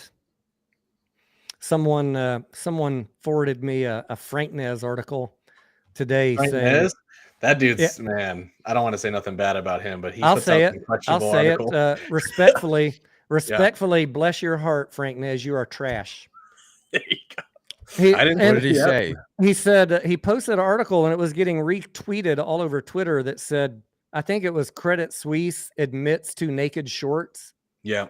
And look, guys, institutions on their balance sheet, you can see that they have short positions. It's called assets owned but not yet purchased. That is a short. And they have sometimes billions of dollars of shorts. Those are disclosed on the fucking balance sheet to the SEC. You're going to call that a naked short? What kind of, do you need clicks and views that bad that you're going to lie to people and then get yourself potentially in trouble with a cease and desist or a lawsuit from Credit Suisse? And then you trick people into retweeting it and put them at risk on all that same shit. Why do you do that, Frank? It makes me sick to see people lying to investors like that. And people believe it. Well, they get the clicks if they talk about certain things like naked shorts. Yeah. I see a lot of people in the chat, Tony, they don't like fundamentals. They think that fundamentals don't matter for AMC necessarily. And that's questionable. Lack of fundamentals, guys, is why we are being shorted. So you cannot like to talk about them all you want. If you do not improve the fundamentals, you're going to be in this play forever. I'm telling you that you're right not now. going to ever get shorts out of a play if you have negatives all over your balance sheet. You'll never get rid of shorts. For a moment in time, they may not be there, but they will always come back. They're like flies on shit. They're always going to be there as long as your company is not doing well. The worse the fundamentals are, the more shorts you're going to attract. Case in point, go take a look at Bed Bath & Beyond right now. Yep. You need them, unfortunately. I think you need fundamentals. Yes, right? you need fundamentals. A lot of the community built bad habits in 2021 because you could have bought any stock in 21 and you would have done well. So they attribute that to every stock, and that's just not reality. Yeah, we need to learn to separate from a lot of the Lou and Zach Morris bullshit that is still going on to this day.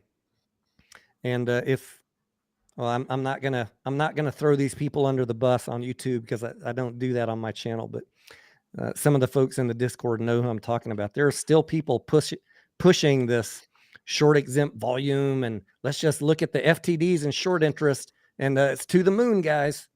All you're really doing is creating a retail FOMO rush. You're not getting shorts out of the play. You're hurting each other. That's all you're doing. We need to get past that mentality, because inevitably half the people end up fucking bag holding, and doesn't matter if it's a 10-cent stock, a $2 stock, or a $12 stock. We are still repeating many people the mistakes of 2021, and people still think it's legit. Tony, why doesn't Apple have any short interest? Why? I haven't even checked their short interest. They have like no short interest. Why is that? Probably because they're making money hand over fist, and their EPS and revenues are growing every year, other than, the occasional stumble in a bad market. And they have insane cash on hand. Insane. So, guys, why aren't shorts going after Apple, right? But Steven, let's throw the two favorite. But Steven, Tesla's making a lot of money, and the shorts are going after Tesla. Why, Steven? Well, you got to do a lot of research on Tesla. The more research you do on Tesla, the more you realize why it's shorted. Let's give them a couple talking points, Steven. Why Tesla's being shorted? Oh, I don't want to hurt any feelings. I already Well, have. they and get a I already- major chip shortage right now, don't they? And a huge recall, right? Okay, they first got of all, they got all sorts of problems. I love Tesla, guys. I bought it at 100 and Yeah. sold it. I bought it 2 years ago at 400, sold on the run up to 1200. Bought it again recently at 100, sold it on the run up to 200. Waiting for it to come back down. I'll buy it again. I'll trade the shit out of Tesla. Nothing against it. Love the products. Love Elon Musk, but Tesla He's in a bad spot. Tesla's overvalued considering the risk that they have on board right now. That's it. That's just like a very basic. I could go through many examples of why. Same with GME. The short and Tony GME. They got no debt. Well, explain that, Tony. Tesla's hurting right now, right? There's a reason why. I mean, Tesla has its own set of issues that are emboldening the shorts. And same with GameStop. Yes, they have no debt. They've got enough cash to last a couple years, but they're closing stores. They're firing layers of management. They've cut all overtime. They're closing stores. Did I mention that? The annual revenues are falling. They're not profitable. If there's not a transformational announcement, and we will know here in 2 weeks, hopefully their Q4 was really good and they're turning the corner. And when they turn the corner, you might see some of the shorts get out of GameStop. But right now, there's no reason for shorts to be worried about GameStop. They're on a downward trend from pretty much every way you can analyze it. Brick and mortar, high inventory, gaming is moving to digital downloads, closing stores, cutting overtime, and no, it's not so they can spend more time with their families. I've worked in the corporate world. When we cut overtime, it's because the company was having a bad quarter. Have you thought at all in the recent past about trying to find, with all this bad news, bearish news, all this stuff, I'm trying to find what is going to be like. I just feel like we're going to need some type of catalyst, and I don't know what in the foreseeable future besides the conversion in RS is going to create that catalyst, whether it be, I don't know. I mean, that's a great question. We've run out of catalyst ideas, right? Not we, Massalorian, you and I have done a pretty good job of never saying a catalyst. The only thing I will ever say, guys, is if there is a catalyst, it is what I call the unknown catalyst. If there is ever a catalyst to make this stock squeeze, it's not going to be something anyone is talking about. If someone's talking about it on YouTube, the hedge funds have already got a plan for it. That is my belief. So that's why I don't talk about catalysts. I'm in the play because I like the company. I like movies. I'm an F-rated actor. I'm a has-been that took a class 15 years ago, and I'm hoping one day Adam Aaron will star me in a movie. like Adam Aaron is developing movies. This is a joke, you fuckers. Come on. I just like the movie companies. I enjoy watching movies. It's a risky play. It's a speculative play, but it's not the only stock in my portfolio, not by a long shot. And I don't want to see movie theaters go away. So sue me if you don't like that. What? You're going to hate on me because I like the movie companies. I don't want my favorite in my town to go away. Then don't watch my channel. I wasn't here in May telling people to buy at $70. I started my channel because of that bullshit. Anyways, moving on. What are you planning to do for the 14th? Anything special? I'm going to do a live stream. I'm going to do a live stream when they take the vote. I'm really curious what it's going to be.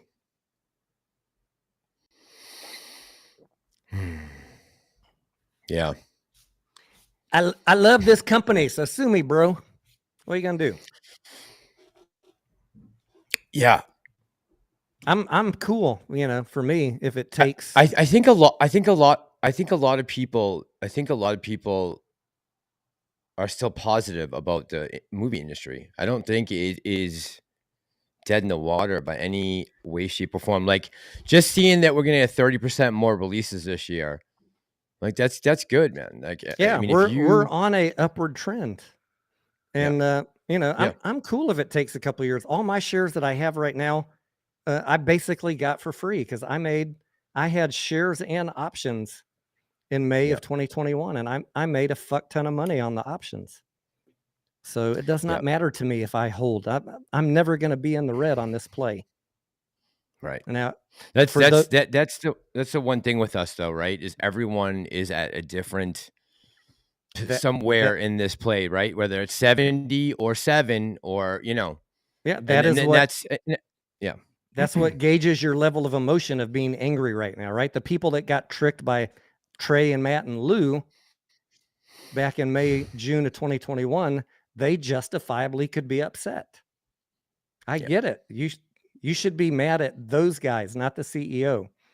The CEO did not let the price fall from 72 back to 5. That was just market dynamics. You didn't have a trading strategy, and you believe some Lou bullshit about orders being parked in a dark pool on a second book at a different price. Go talk to Lou. Don't hate Adam Aaron. What were you gonna say? I was gonna say I saw the tweet from I forget who tweeted it to him, but someone tweeted something to Elon about getting Tesla chargers in the parking lots for AMC.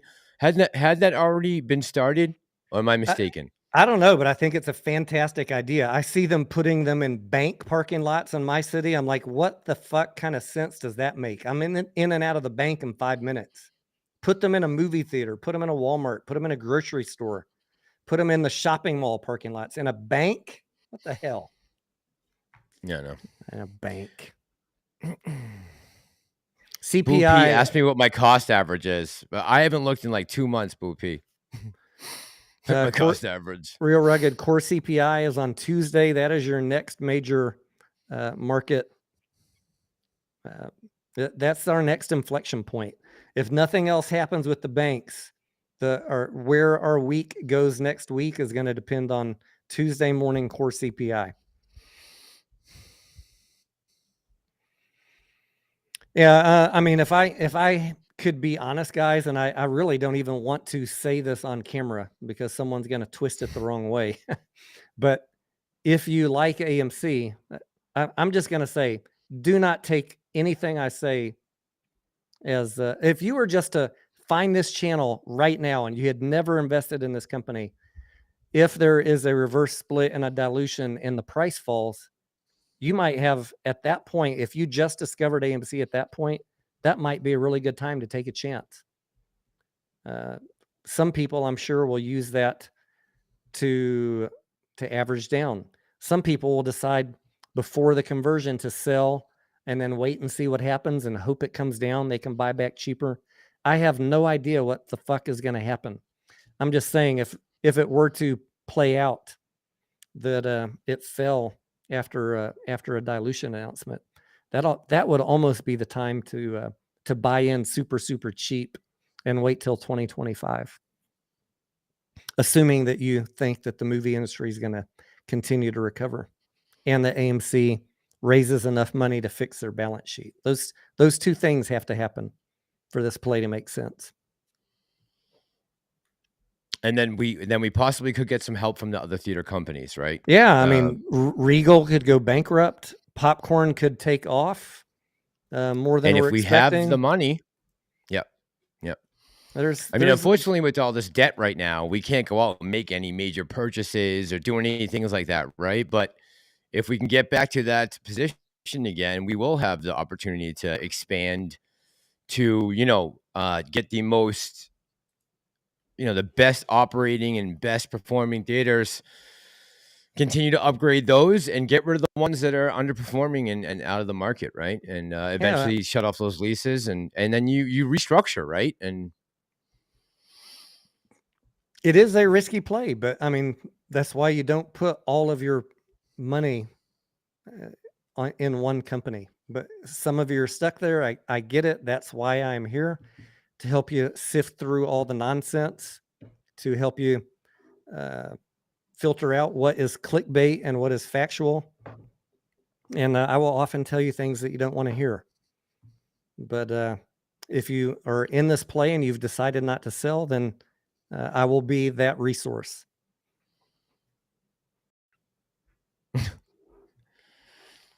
And I will take all the hate that the haters can throw at me for being a resource to people that are stuck in a play.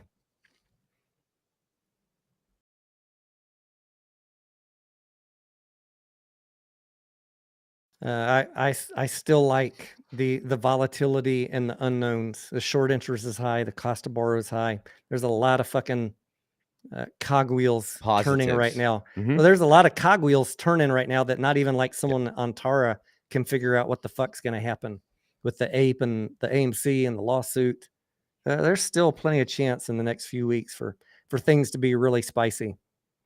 I don't know. We'll have to see. We're all going to find out together. Yep. I think though, if nothing comes of this whole thing, then you should plan on being a long-term shareholder. 1000%. There's just no other way to slice it. That's why Stephen was just saying everyone's going to have some tough choices, and very hardcore apes are talking shit about me on other channels because I'm trying to give you a message of reality. Some of you may have some hard choices to make because if you decide to stay in the play, no one can guarantee you that the price is going to go up. The price could go down due to dilution. In fact, statistically, you should expect that. So that is your choice. I'm not here to tell you what to do. I'm here to tell you what I think is likely to happen. Did you see Thomas Massey explaining dilution to Jamie Raskin on the House chambers? No. What'd he say? Pretty interesting. They did a science project with they took a glass of iced tea. He grabbed the water pitcher and he started pouring the water into the iced tea. He said, "This is Chip Roy's iced tea. I'm gonna borrow this for a second." Did you have that on your video? Yeah. Did you see the whole exchange? I did. Yeah. I just didn't know the names. I mean, this guy is head of the House Oversight Committee. He doesn't understand. Like, he doesn't know what's. I mean, I don't know. I'm almost confused. Like, I'm wondering if maybe it's the chemo, because I know he wears the bandana for his brain. But I'm like, what? How do you not? You know, how is that possible?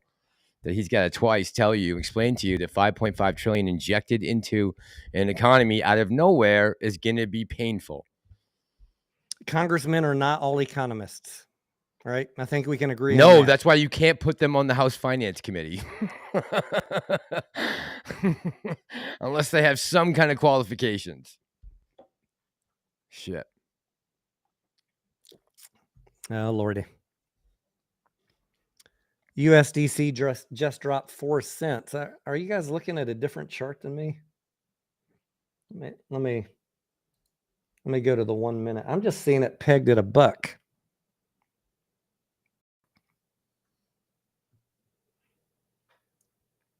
Hold on. What do you use? CoinDesk, Tony? I have Webull. I have all the cryptos open on Webull on my crypto tab. I see everything else moving: Bitcoin, Ethereum, Solana, Phantom. USDC is just saying $1.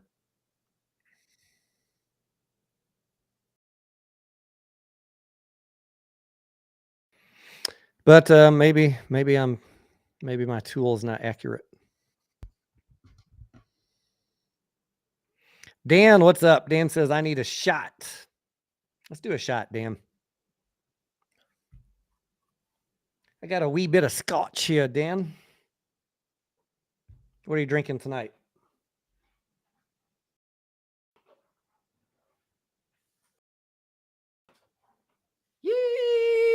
Yeehaw! Partners.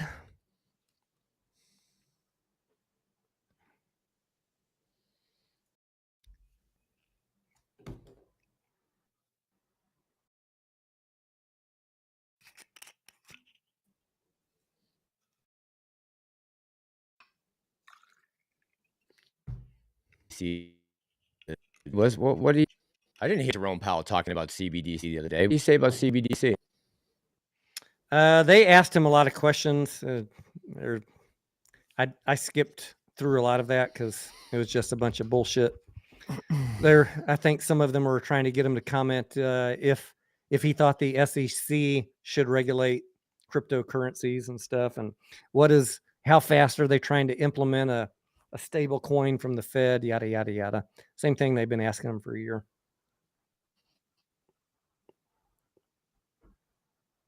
Okay.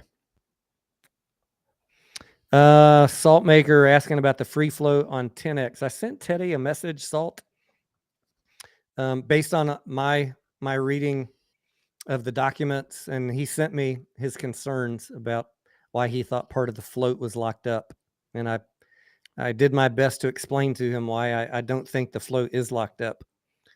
The float is somewhere around 8.5 to 10 million shares, not 2 million. So there's no good financials about 10x. If you guys want to play it for a momentum trade, that's up to you. I'm not covering 10x. But if you have questions, fact-based questions like what is the float, I'll help you out on that. I will always say on these plays to my guys in the Discord that the trend is your friend. If it's moving up, hop in. If you're happy with the profits, hop out. Don't believe anything you hear on YouTube or Twitter.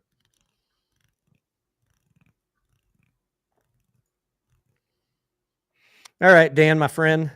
I don't know if you rounded yourself up a drink or you got a black and tan or a Guinness there or what, but I'm going to do a shot with you.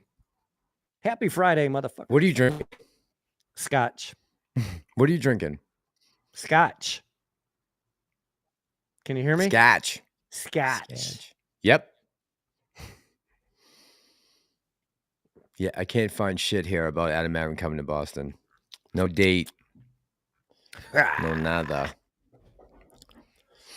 I just diluted the other alcohol in my stomach.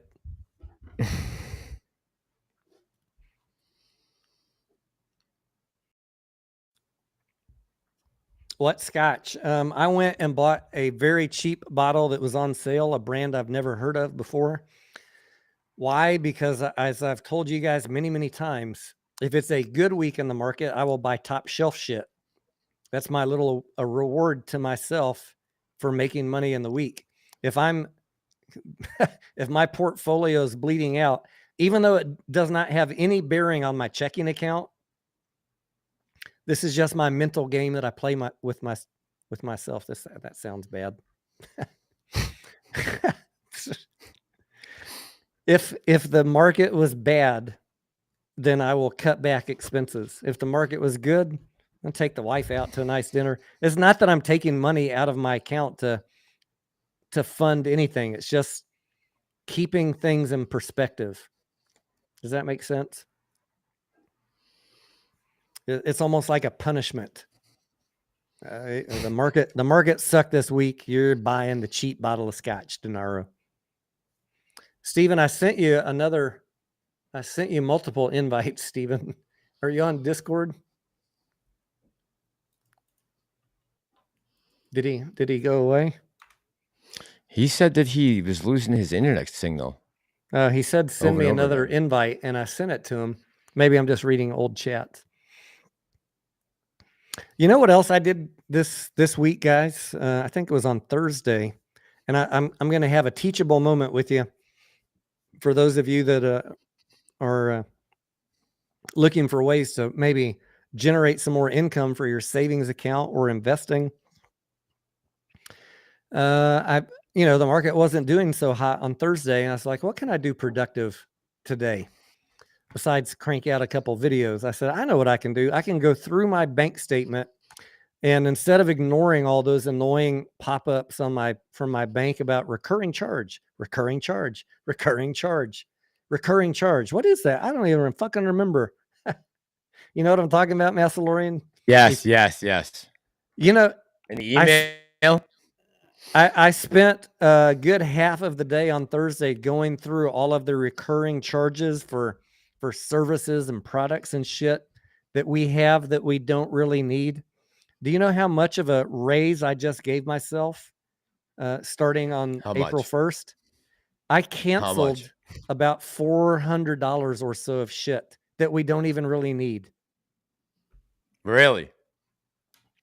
Just by going through, Yes. clean and looking. So I'm gonna say to you guys, I'm gonna challenge you to go through your bank statement, look for things that you're being charged for. If you really don't need it, fucking cancel it. Whether it's $25 a month or $200 a month, or in my case, like I had Massalorian, I had 3 redundant cable services. Did you know that? Whoa. I have Spectrum, I've got AT&T, and I had T-Mobile. Just by canceling 2 of those, that was $179 plus $50 gone. Holy smokes. Wow. Why do I need 3 modems? It was just a backup if my Spectrum failed. That's like a waste. Yeah. And that's not even getting into like the monthly subscriptions for shit. You know, the Pornhub premium and all that. Gotcha. All that shit. Anyways. No, but yeah. It's you know, and when you feel the pinch coming on, like, I mean, you know, I just barely was able to escape through this and be able to make it to the other side kind of whole again, right? With the whole not taking the jab thing. So, and now I'm going to be able to, you know, not have to mess with my portfolio at all. Thank God I didn't have to do anything drastic with it, you know?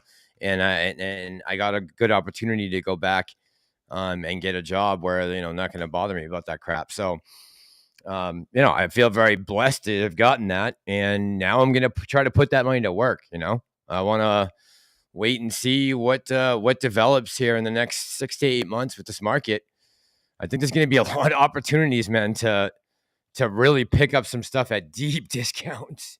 The follow-up that I wanted to say to, even if you don't want to cancel a recurring charge, call them up or email them or whatever and tell them still that you want to cancel.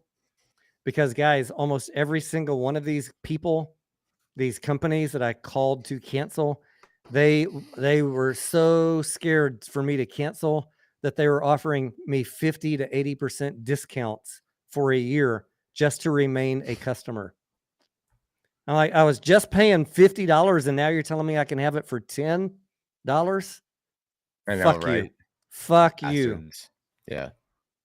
So just sharing that little bit of information, even if you say, well, Tony, I don't want to cancel anything, call them and pretend that you want to, and then come back and tell me how much you saved. Almost all these guys offered me discounts, huge, to stay. Oh, well, seeing you've been a customer since 2003, we really don't want to lose you. Can we give it to you for $1? No, I don't even use it. Cancel. Yeah, check with anyone that has loaned you credit in the right. Not credit. Anybody it's just a recurring might take charge things for, at deep for discounts services. You know, it wasn't credit, Massalorian. It was just recurring charges for services, products or services. Oh, I gotcha.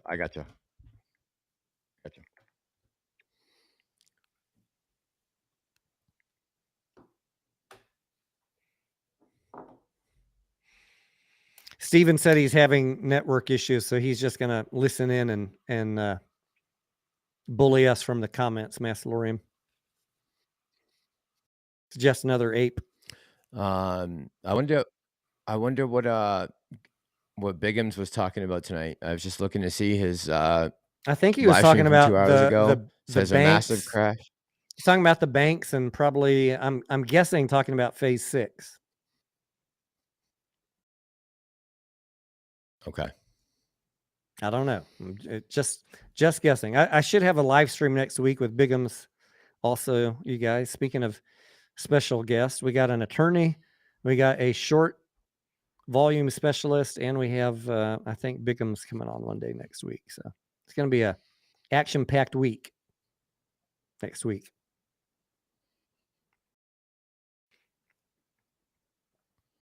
Massalorian, why doesn't Eucalorian have a wrench? Food Dog wants to know. Massalorian.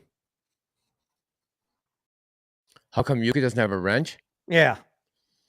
He can have a wrench. You guys, he can have a wrench. Somebody help out Yuka. I don't know how to do it, but you guys do. Yeah, of course he can. You could have a wrench. Yuka says, why was JP Morgan I don't going up discriminate with the wrenches. I do. But I think Yuka's trustworthy. I know.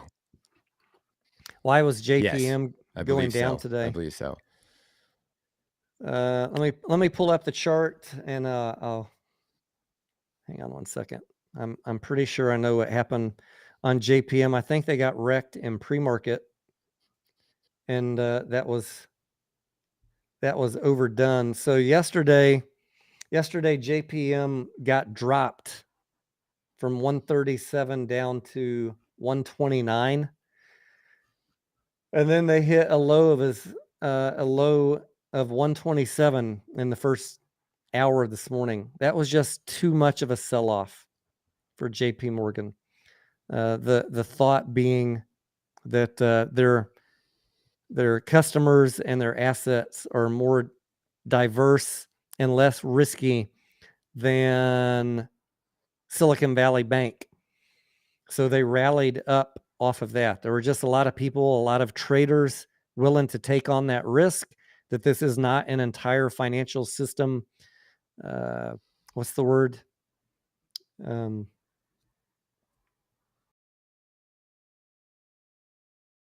Damn it, I can't think of the word. Anyways, the entire financial system is not going to collapse. So they were buying JP Morgan all day today. Help me out, Massalorian. Financial system. I'm sorry. I want to say something from the zombie movies. Contagion. That's it. Contagion. Took me a minute. I'm getting old, guys. Contagion. I'm getting old. Pam says, I'm back. Quickie shower. You want me to send you an invite, Pam? Whoop, whoop. That was a joke, Pam. Just teasing. Oh, she already finished the shower. All right. Yuka says, but JP is the worst of them all. But based on what, Yuka? Based on what? Are you looking at their balance sheet? Are you looking at all of the diversity of their customers? Or are you looking at what someone is telling you that they're doing as far as naked shorting? You got to qualify that statement.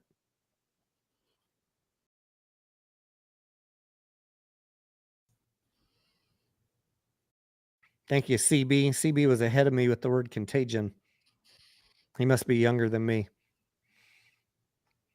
We were trying to figure out, Massalorian, I got a birthday coming up. Yes, I do. I know is it in a J month? It's on the 28th of this month. We were trying to figure out how old I was, and am and going to be. And once I don't Scarlett, think I know that the answer to that. Once Scarlett told me the number, I was like, oh, hell no. Don't ever mention that number again. Once Scarlett told me the number. I forgot that number a long time ago. Yeah, right. Oh, yeah. Jamie Dimon, former exec, tied up with Epstein. That is an interesting topic. I think I might start covering that. Do you think YouTube is going to demonetize me for talking about Jamie Dimon, blazing Massalorian? What do y'all think? No. Never. I didn't know that. I didn't hear JB Dimon. When did that? I didn't hear that. I never heard Dimon in any of the lists. Yeah. I think the Virgin Islands is coming after Jamie Dimon, saying that he facilitated Epstein keeping funds at JP Morgan. And Jamie Dimon's like, it wasn't me, bro. That was the guy before me. And so we're going to sue him. So if you do find me guilty, I'm going to blame it on that guy. That was a horrible. So they were in cahoots. Accent. Yeah. JP Morgan was facilitating the banking of Epstein. Yes. But I don't know that it was Jamie Dimon. They're blaming it on the previous dude before Jamie Dimon. I don't know. Where exactly did Epstein get all his money from originally? I don't know. I say hang them all, hang them high. Yeah. Hang them Yeah. high. I Let think I God- heard my dad laugh for the first time in 2 years the other day on the phone when I talked to him on the phone. I think that's the last time. It was the first time I heard him laugh in 2 years. About what? I was saying that we need to. Well, I said we need to go up to DC, grab everyone by the ear, and take them out by the ear one by one. And yeah, it's the first time that he laughed. He thought that was funny. I'm like, all right, well, you didn't lose a sense of humor at least. Someone who said this comment, beautiful comment, Jeffrey. Isn't it crazy that Jim Cramer was just saying 2 weeks ago that SVIB was a great retail investment? Yeah, and I'm pretty sure he said this week that JP Morgan is solid.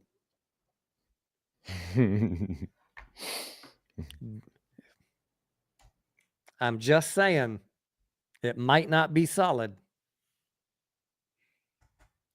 Crim Jamer. I think we're gonna know very soon, sooner than later, if this is going to cause a train reaction. It's either going to happen, I think, right away, very soon, or they'll somehow stave it off. But I don't know. From what everyone's saying, did you hear Stephanie Palmboy earlier today on Fox Business? Nope. What'd she say? Talking about just about Yellen and how she's disconnected from reality and get your money out of the bank. I'm like, oh my God, what is this fear mongering? Come on, people. But I mean, most of it could be legit. I wish I knew. Wish I had a crystal ball. Come here, Loki. Any updates on Jim Chanos and his buy ape and short AMC strategy? I think all strategies.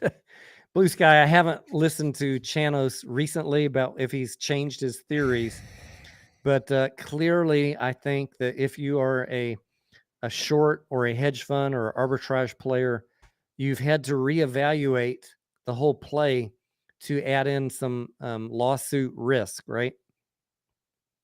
Does that make sense? Lawsuit risk plus the lockups ending. I think after the vote, shortly after the vote, AMC will be able to sell ape again. They still have 60 million ape they can sell. Antara is going to be like, well, fuck, what do? We got a couple 100 million ape, and now AMC can sell. So should we sell ape? Should we sell while we wait for the judge to make up their mind? But what about if it runs up, if the vote is validated? Like, there's so much fucking unknowns about what is going to happen in the next 30 days between AMC and ape. I don't think anybody has a clue exactly what's going to happen.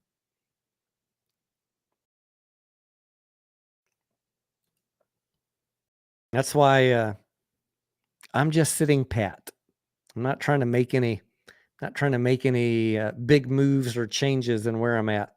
I got some AMC, I got some ape, I got a little more ape than I got AMC. I'm just going to let the chips fall where they may.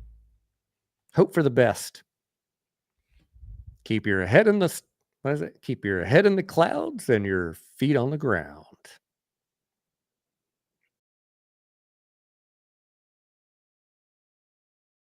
All right, I gotta pull up a chart on USDC. In my CoinGecko new window. You guys are scaring me. And why is I must have the wrong ticker typed in. CoinGecko.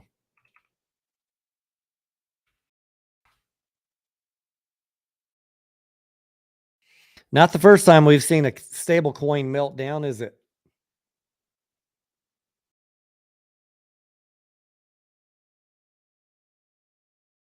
I remember making holy shit, 94 cents. I remember making a video a year ago saying if there was one stable coin I was going to buy, it would be USDC.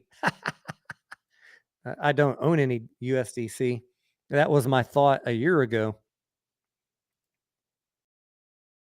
But yeah, it's struggling right now. So they had assets at Silicon Valley Bank. So there obviously is some concern that maybe is not backed up by 1-for-1 with all the assets they thought. Now, if they just lost a lot of money, and the danger is this could melt down, just like so many other stable coins you've seen melt down. Absolutely. When you had assets theoretically backing something up, and whether it's $1 billion or $9 billion of those assets disappear, what's the market cap? 38 billion. If your market cap is 38 billion and 9 billion of your backup disappears because a bank went bankrupt, well, this is not a surprising outcome.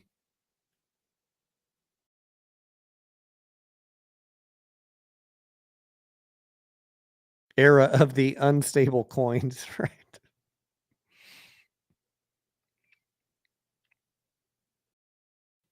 Someone said, get owning the float on. Is he still in the chat?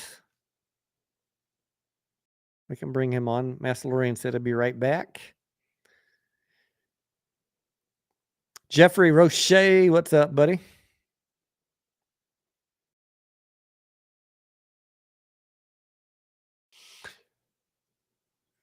Ooh.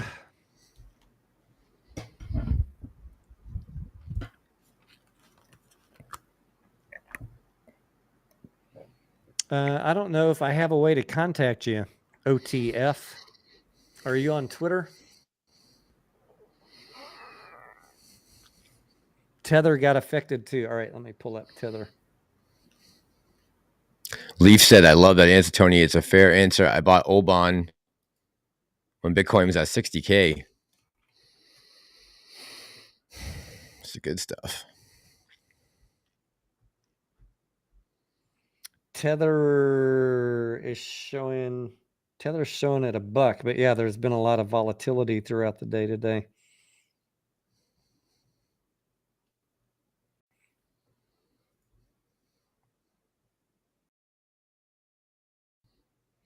Urban Ape says phase 6 is the gateway to the MOAS. I hope so. I will send a champagne bottle to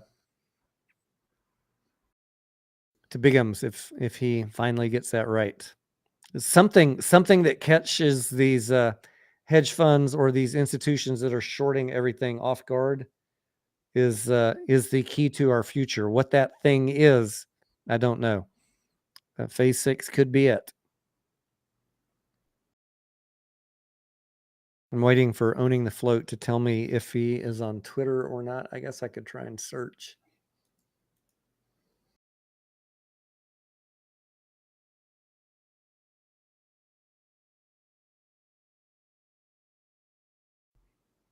I hope the gateway is JPM crashing hard. AMC Panda says,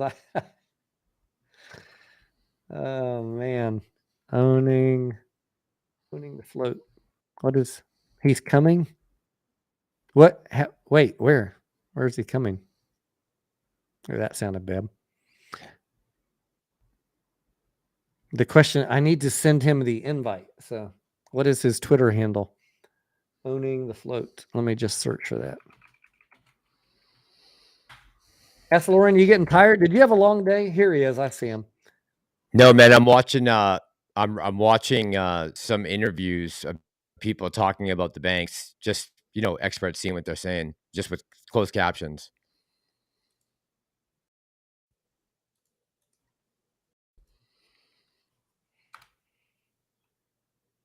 Yeah, Food Dog, I have no clue how to give wrenches out.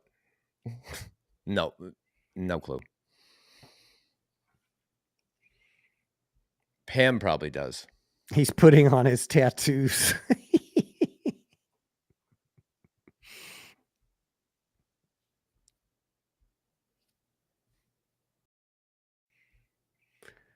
Oh man. Yeah, Prometheus, I see that. At the end of the day, someone said Doge is on the move. At the end of the day, Bed Bath & Beyond started moving up 8 cents. And I was getting people messaging me, Tony, BBY is ripping. I was like, what? It went up from $1.28 to $1.34.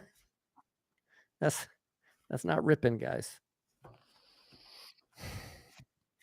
I don't know about y'all, but I don't get out of bed for 8 cents. I have a theory. The good thing is this play is over. I have a theory, Massalorian. Can I unveil my theory for the late night viewers? Absolutely.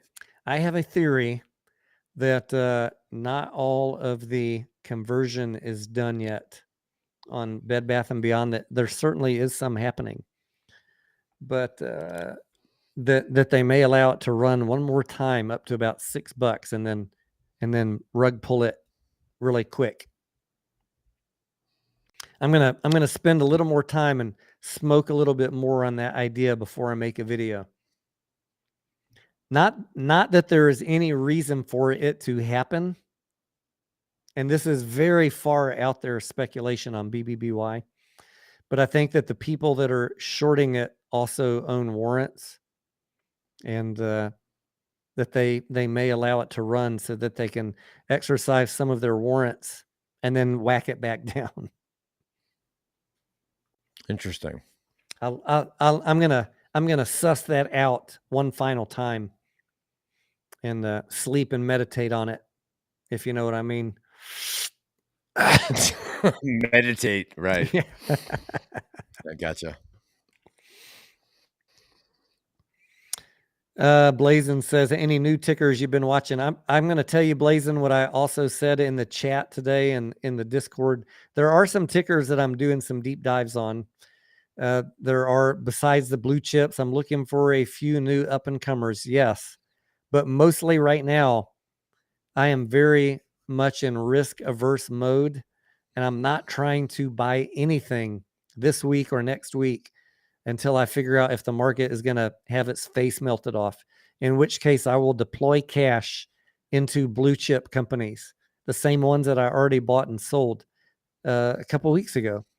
Meta, Facebook, Amazon, solid plays that even if the market gets its face ripped off, I know that they will come back in short order. I'm excited about the fact of a market crash because I'm going to go buy some good shit really, really cheap with minimal risk. I mean, we're not even talking speculative plays. Amazon, Tesla, Meta. Where's my whole blue chip list? FedEx, GE, General Motors, Google, Home Depot, HP, Johnson & Johnson, Coca-Cola, McDonald's. Take your pick, guys. The market crashes. Many of these, there will be deals you have not seen in years. Have some cash ready, guys. You can go after penny stock plays, but you and risk a lot of risk, and sometimes you get rewarded. But if you're thinking that a major market crash is coming, God, man, some of these big, solid companies that are never going anywhere, there's going to be some potentially fantastic deals on them. That is what I'm waiting on. If there is a market crash, if you had the option. I was just going to add, if there's a market crash, every speculative play is going to get obliterated because they're high beta. Go ahead. What's your question? Yes. I was just going to ask if you had the choice on a weekly basis to take 20% of your income and put it into a blue chip stock at a 15% discount, or take that 20% and risk it in the market on something else, what would you do? I would put it. I would put it in a mutual fund consisting of some index matching fund. If you know what I'm saying, I mean, you can pick index funds that or mutual funds that track blue chip stocks. Right. If you had one picked out and specifically, let's say it was, let's say Meta, let's throw it out there, and you would be able to get that at a 20% discount at the end of the week. Where would you deploy that cash? And both options have a 20% discount, or one is just randomly throwing it at speculative plays? One is speculative plays, and the other is guaranteed 20% off on blue chip. Man, I mean, that's such a loaded question because I feel like I have some experience trading, and I can discern between a good speculative trade and a bad one most of the time, not every time. But for the average person, you should take the one that is a 20% discount on a blue chip stock. Yeah. Because Right. over the rest of your life, if you did that every week, you've already got a 20% return built in, plus the market return, right? Because you got that discount, you've already got a 20% return. Yeah. For the average novice investor, that is a better long-term lifetime play. For someone who has experience trading and can not get roped into buying and holding pump and dumps, or buying them on the way down just to risk in case it has a second pump. If you are experienced enough to discern between those two, I think that you can make higher returns doing momentum trades, but the risk is astronomically high. The risk of blowing up your account. Yeah. I think maybe just at least for the short term, parking it somewhere safe and not messing with it too much might be the best option for right now. Blazin says he would put it in 4 different ETFs. I mean, yes, better when I had some of my money in the corporate world, we had 401k. I had mine in I forget what one was like 20% in an international fund, and I think the rest was in a high growth speculative small cap. I doubled down on everything that was high risk in my 401k, but I was young back then, and most of my trading back then was in high tech stocks, the .com era shit, and options. I did a fuck ton of options trading because you didn't even have to be good back then to make money trading options. What's up, OTF? Where are you? Are you in Texas too? I'm actually. You guys. You got a little bit of lag, and so does Massalorian too. Is that just my internet, or are you guys hearing that too on the audio lag? I'm hearing a little lag. Any thoughts on 10X, Billy? I don't have any thoughts on 10X, but Teddy Zane is covering it.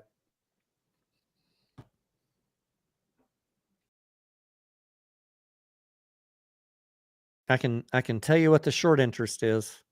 I can tell you about their financials, but as far as a play, if retail gets behind it, it can move. If they don't, it won't. Follow the momentum. Don't believe anything you hear on YouTube.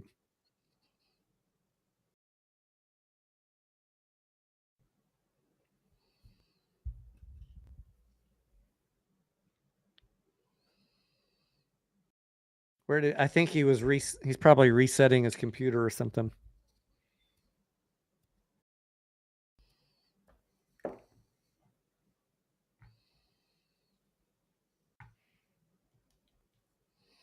Tony, if Adam Aaron paid you $1 million to spread FUD until the vote, would you do it?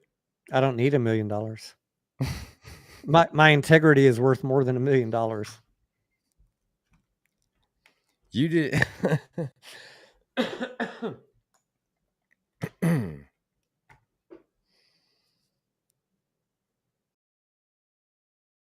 I had $1 million in stock options at the corporation I work for. What do I need?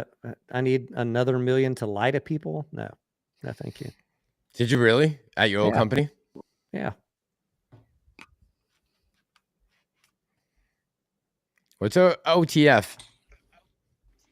What's up, gentlemen? Can you hear me? We can hear you good now.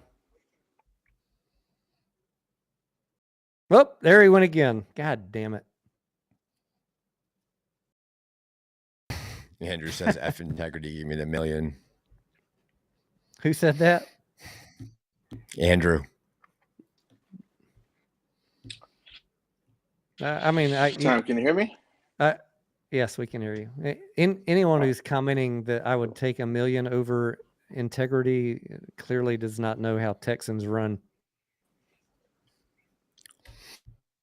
I sit here and work every day practically for free to bring you guys fact-based shit. And then you're going to say I'd take $1 million to pump out lies about the company.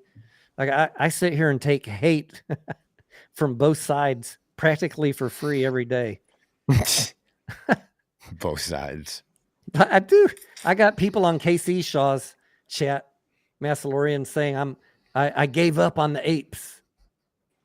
Like no matter where I go, everybody hates me. They're like, I mean, I tried to understand. I tried to understand and get on and to, you know, just be like, all right, maybe I can rap today, but I don't know. You don't seem to be doing anything bad to me. I don't know what the beef is. I don't know. Although I will say the other night when yeah, you're kind of breaking up a little bit though. The other night, what? After the earnings call, you said beware because people are gonna think that maybe I gave a bearish earnings call live stream, and everyone was saying that, and I'm like, well, I mean, you know, he was just pointing out the facts of the phone call, and there was nothing. I don't know. I think that's when it started. That I didn't see anything over and above. I think that's when it started.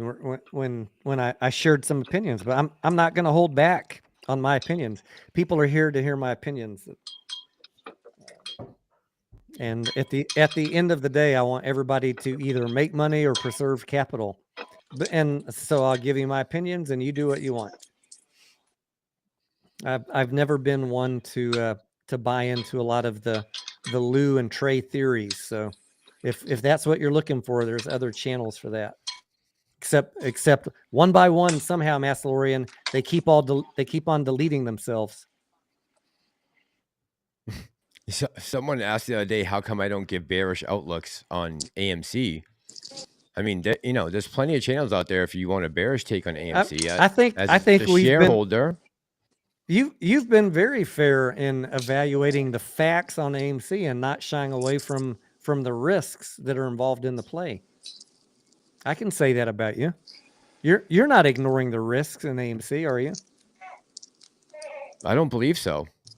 No, I don't think so. I understand that, you know, this can go one of two ways.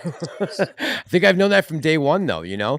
I mean, this started as a recovery play, then it turned into a squeeze play, and then it turned into a based on general principles play that I don't like getting messed with. And so I've continued to hold, right? That's it. What do you think, owning the float? Should we cover more bearish content on AMC? There's already a fuck enough channels that are bearish on it. Like, we own the stock because we believe in it.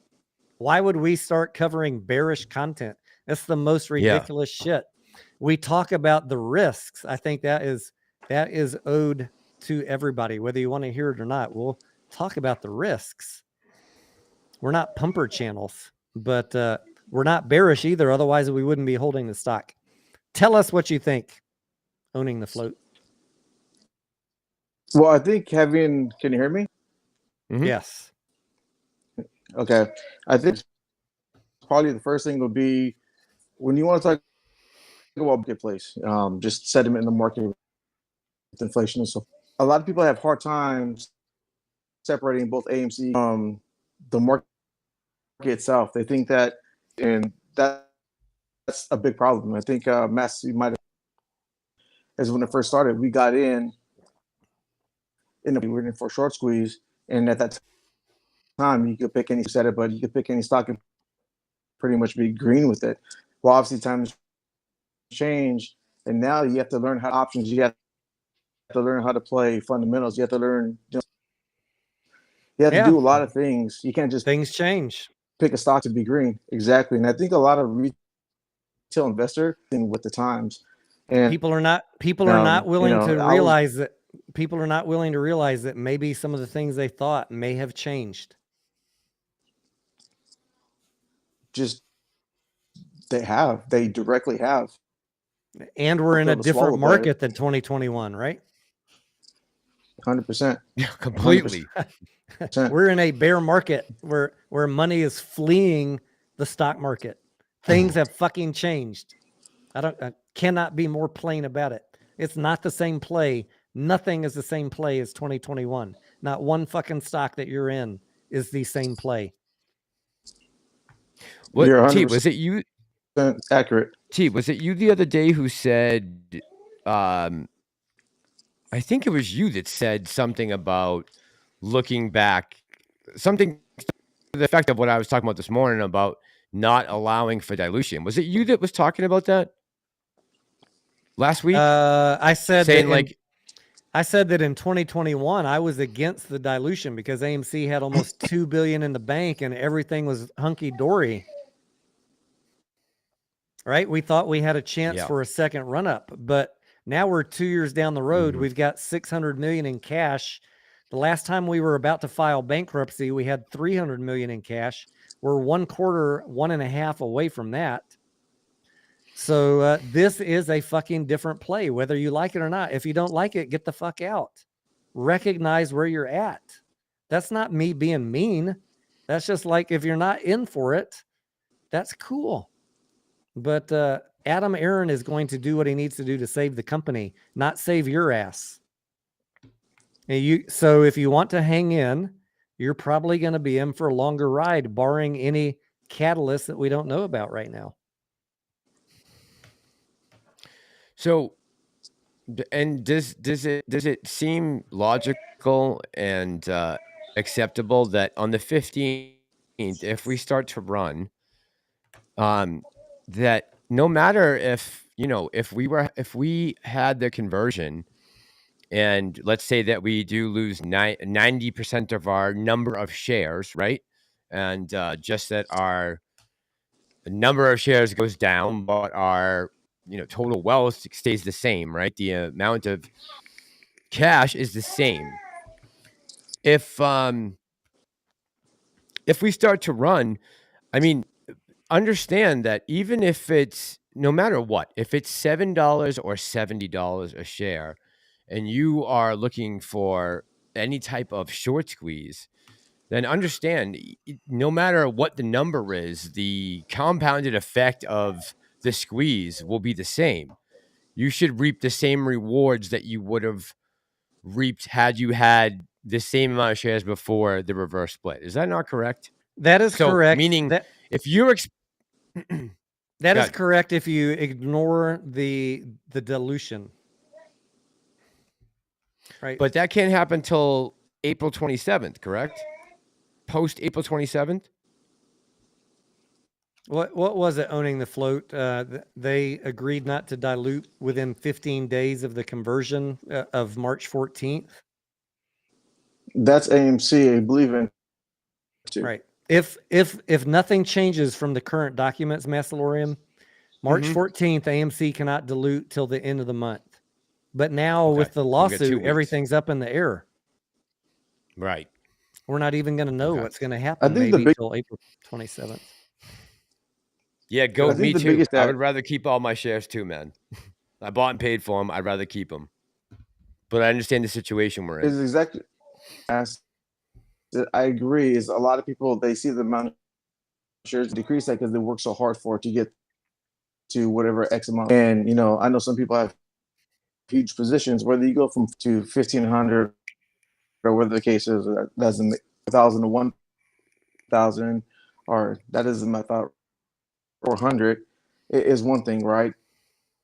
People work so not even that many shares. Let's say you have to go to 10 shares, that's like it's catastrophic for them. So they would, for me, obviously it's a little bit so long, and the position size it really doesn't. That's pretty much what I see, and I think that at some point we had in order to make change to whether people agree upon it or not. That's why I totally believe that whatever the thing is right, however you interpret it, so forth. People are going to have their own agendas, their own feelings. Do what you feel, but I think the whole thing when Antero entered the space over, and that pretty much summed it up. It's going to be a yes. That's the one of those in my opinion, which is one of those handshake deals. Like, hey, just do this for me, I'll do this for you. But we need the shares to dilute down the road so we can stay afloat and get stressed. I think that's what that is. A lot of people are not going to like it, but I think it's, I was in it for a short squeeze in January of 2021, like 3 days. I think it's been like 3,000-4,000, bought a whole bunch of shares, like gifts. And then, and I was in it for a short squeeze for the longest time. Reality, like, hey, you know what? This is not about a short squeeze anymore. Yes, I want more so of a long-term play now. It's because anytime there's news or whatever the case may be, possible merger, just all the way down the road is one after another. And now it's like, okay, this is going to have great fundamentals. They turn the ship around after quarter. Then not only do you have a great fundamental play, a squeeze play on top of that, because the shorts are going to try to get out at $8 price, at $8 price. We're losing fantastic. And we're losing a lot of your audio, OTF. apologies. Yeah, it's very choppy in my ears.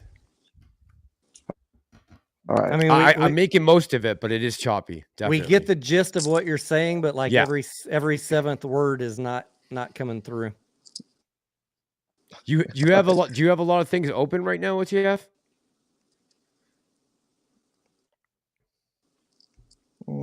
No. I have maybe everybody's gaming in the house might be it.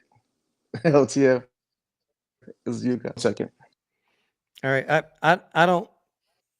I was going to say I don't want to lose a lot of viewers because of bad audio, but we can't go forward with it clipping like that. Anyways, yeah, the guys, the play is changing. Yeah, you would have thrown Max's ass right off there.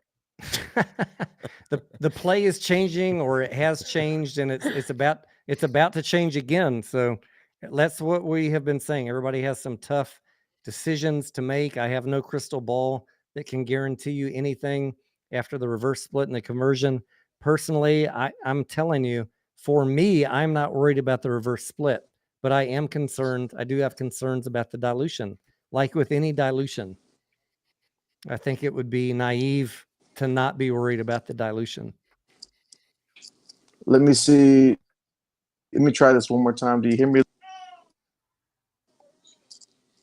Yeah, we can hear you, but it's definitely still choppy. Okay. The stream. I'll just head out. Well, and we'll try it again another night, brother. Now I got you on Twitter. We'll get you on another night. Cool. All right. Thank you for stopping in. Thanks, OTF, man. Have a good night. I feel bad. That sucks. Yeah.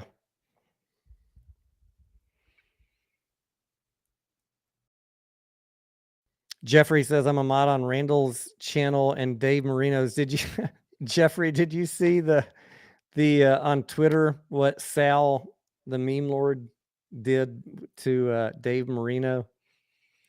It was fucking hilarious. What did you do? Let me see if I can pull it up. It was a joke. Hang on.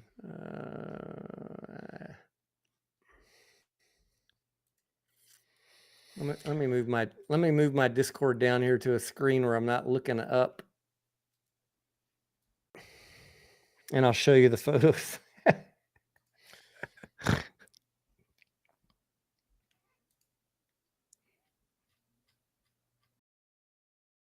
Okay. Here is the first photo. Rico said, AI generated this in the Discord, and it's absolutely fire. It's an ape holding a banana rocket with a spaceship. I can see it. And yeah. Dave says there's got to be an opportunity here. Dave Marino right here tags Sal, the meme lord, and says there's got to be an opportunity here. And then so Sal goes to work.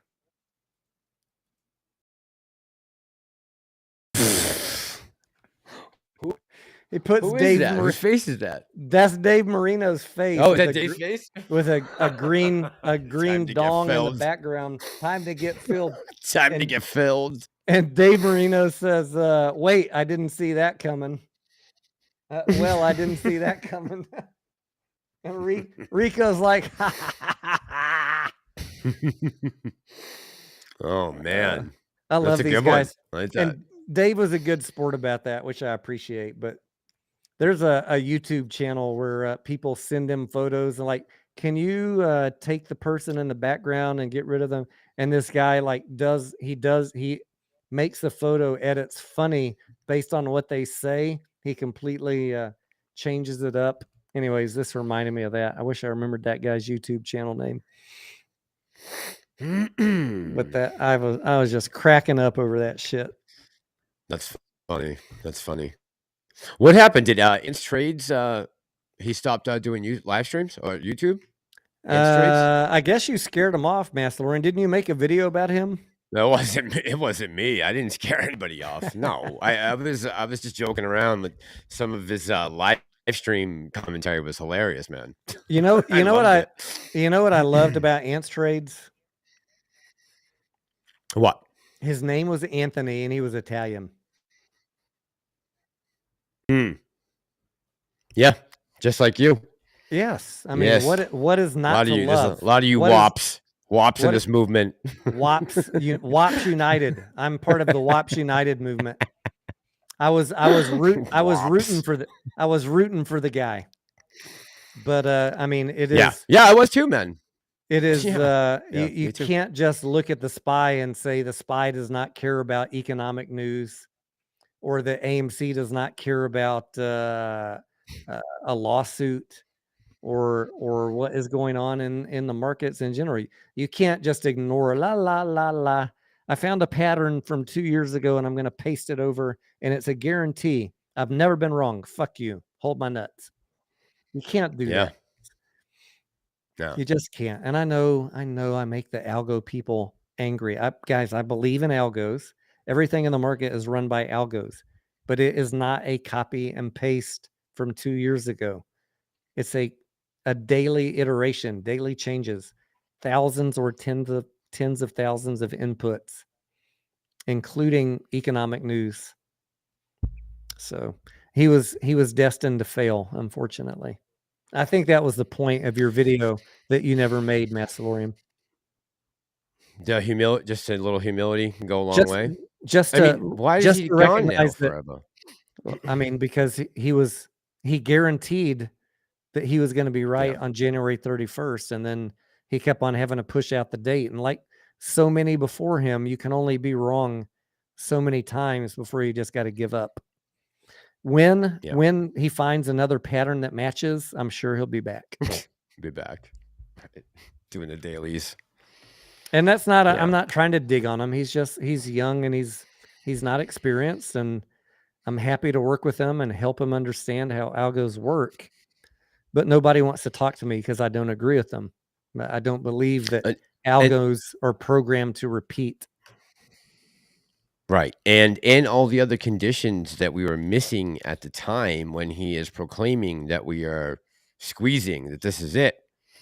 You know, all-time highs, new all-time highs this week. You know, it's just very, very presumptuous. And for a guy walking off the street, look, I just, $10,000 a week is, you know, it can go to your head, right? And I'm sure it did. But, you know, unfortunately, that's sometimes how these things crash and burn, right? I mean, we've lost, but Lou is back, thankfully. That's the good thing. He's back to doing 4 or 5 AMC videos a day.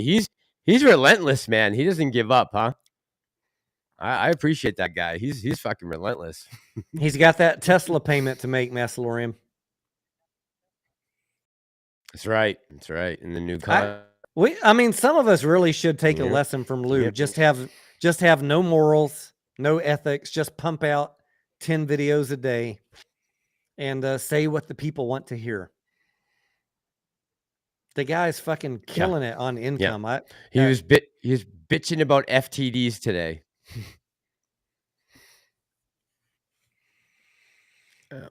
He's got the YouTube shit down. I mean, if I had no morals and no ethics, I'd just copy him and do the same thing. It's so easy to do. Just turn on your phone and spit a bunch of verbal diarrhea onto the camera, exactly what people want to hear, they'll be coming back for every single video. But I'd rather go the route of being the most hated and have ethics and be able to come back and never delete, everything on my channel. Yeah. Yeah, I mean, he's coming around for round 2, which is just the unmistakable mark of a true con. He just can't let it go, right? Until he sucked every ounce of strength out of you. What a motherfucker.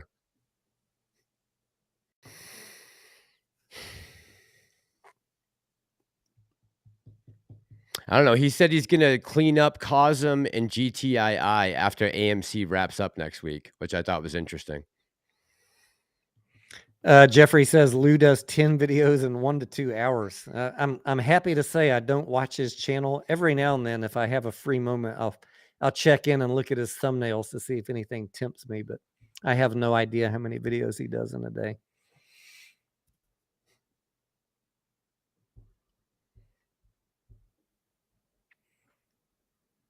I do hope if he's not in jail from the SEC, I do hope to meet him for a pineapple pizza one day, though. That would be fantastic. Yeah, I mean, I respect. So I can take the box and smash it over his head. No, I mean, I respect his game. I respect his game as a YouTuber. He's got the fucking shit figured out. But 100%. ethically, I can't condone what he's doing ethically. No, I appreciate the hustle, but yeah. And me and Steve talked about this since I think we like, all right, listen, no matter what, whatever we do going forward, don't give in to the nonsense. Just stay true to the course. It's funny. He got really scared, and he got Oh, scared when never end. Zach and the boys got arrested, and he deleted everything. And he's like, "Fuck it, I need money worse than I need to be worried about jail." Okay, on the other coming out. I know. Andrew says, "I miss Jay. Jay doesn't have Ingram his and the channel up cats." anymore. Jay What Ingram? happened to Jay Ingram? He was one of the best Lou parroters out there.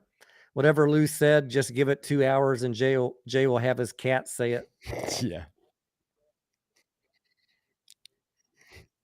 Regurgitating it. Yep. I didn't need to watch Lou. I would just watch Jay to see what his cat said. All right, now I know what Lou said. I know where Lou got his info from.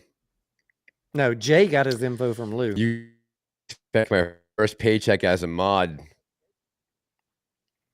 Yes. Okay. Yeah, that's what I meant. Did I say the other way around? Sorry. Yeah. Jay does seem like a nice guy. He thought yeah. Okay. Yeah. Of course. I think he was just brainwashed. I mean, he actually believed Lou. Either that or he's like his uncle or something. Who could fucking believe that shit? Oh no, he believed Lou, I think. Truly. Oh, yeah. absolutely. Hook, line, and sinker. Yeah. Yeah. I mean, Lou is, as far as being able to con someone and pull the wool over someone's eyes, I mean, he's amazing. Just how he can skirt around everything. You can never nail him down to get a specific answer on anything. It's all hearsay and on the street and behind the door and the end of the day and the bottom rung and every cliche out there. But that's how true cons operate, right? It's all smoke and mirrors. All smoke and mirrors. Someone wants to know my opinion on Atlas Motors. I just added them to my watch list. I don't know that I know enough about Atlas Motors, Tim, to comment. I'm sorry. I just created a watch list of every single EV company, and my intention this year is to start providing coverage on all of them. The ones that are obvious failures or too early, I won't do coverage on. Atlas Motors is on the list. I don't know where they're going to fall, like if I'll start doing coverage on them or not. I've covered Tesla. I've covered Polestar, talked about NIO. Talked a little bit about Rivian and Lucid. They have their own issues right now. And then the next one that I'm currently working on is Hyliion.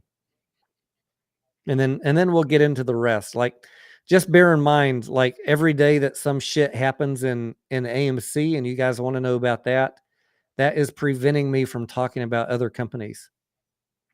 I would love to talk about other companies, but I don't do half-ass research. My research takes Trader. days or weeks. Trader what? Like TRAITOR. Trader. Talking about Talk Lou? about other stocks. Oh.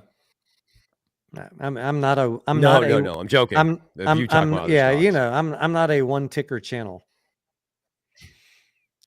Not by any trick stretch, pony. but I right. cover what you guys are asking about. The majority of the comments in lives or Discord is what I end up spending my time on, because if many of you have the same questions, it's easier for me to make a video on it than to answer the same question 1,000 times. And that I think is the first question that I got about Atlas. So they're on my list, but I don't foresee looking deeply into them anytime soon, unless more people start asking about it. Any info on the AMC court today? Not that I know of, Hector, but I didn't spend a lot of time checking on it. I looked for 5 seconds.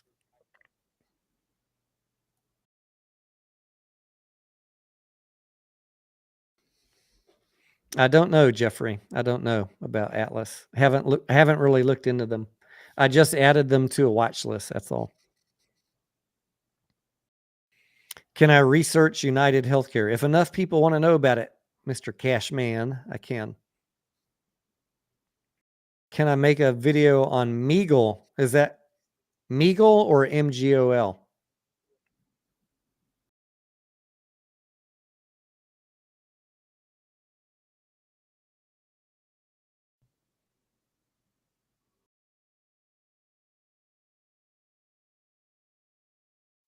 Crifty Nipto says, I love that someone called out Citadel. Who called out Citadel? What did I miss? Do you know what he's talking about, Mass? No. I'm looking at Jeffrey's ticker here. This says here they have developed some technology, battery charging technology, to do a full 100% charge in 15 minutes or less from battery packs of 500 miles. 15 minutes or less. That sounds a little bit of a stretch. That's what I would say, but that's what the website here is claiming. Mass, did you see Yuka sent you a super chat to make him a mod?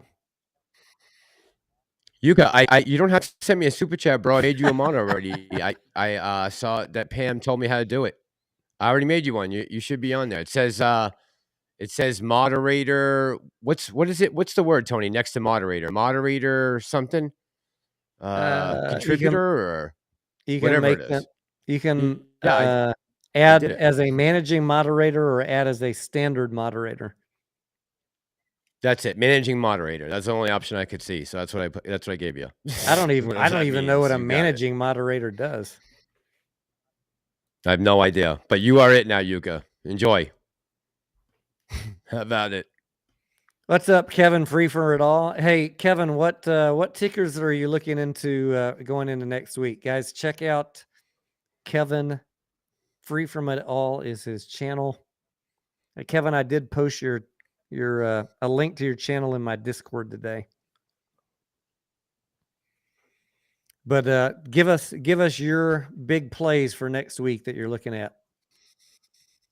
Kevin is another momentum trader, sometimes a short trader, depending on what the play is. I respect that. And I think he's got a pretty good. Can't be bullshit every. I think he's got a pretty good cynical attitude of sniffing out bullshit.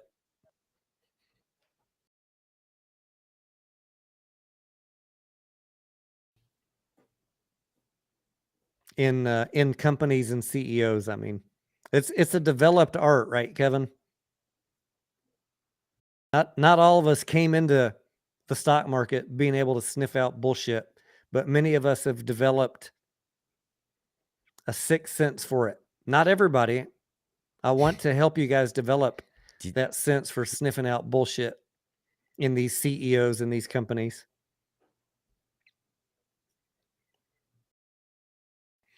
Anya says, instead of us asking you about stocks, why don't you select a stock we should investigate? Anya, most of the ones that I'm playing, most of the ones that I'm investing in, I'm either posting them in the Discord, occasionally talking about them in live streams. But right now, Anya, a lot of these speculative stocks is not the time to be buying these. Unless you're day trading. I have talked about many blue chip stocks that I'm buying, either buying or looking at. I've put up charts about them. And that is my honest recommendation for you guys. I say this every single week. You should be looking right now in a down market for top-notch, profitable, long-term, positive EPS companies that are getting beaten down on bad earnings or bad news in the market and buying them. You're not going to get rich overnight. You're not going to double your money in 2 days, but your risk is minimized by buying these blue chip companies. That is what you should be putting the bulk of your portfolio in a year like this. And then take a little bit and do the side plays. You always want your side chick. I am not ever going to be a channel telling you to YOLO your entire bullshit into some penny stock. This is not a channel for that. You're going to blow up your account. It's just a matter of time.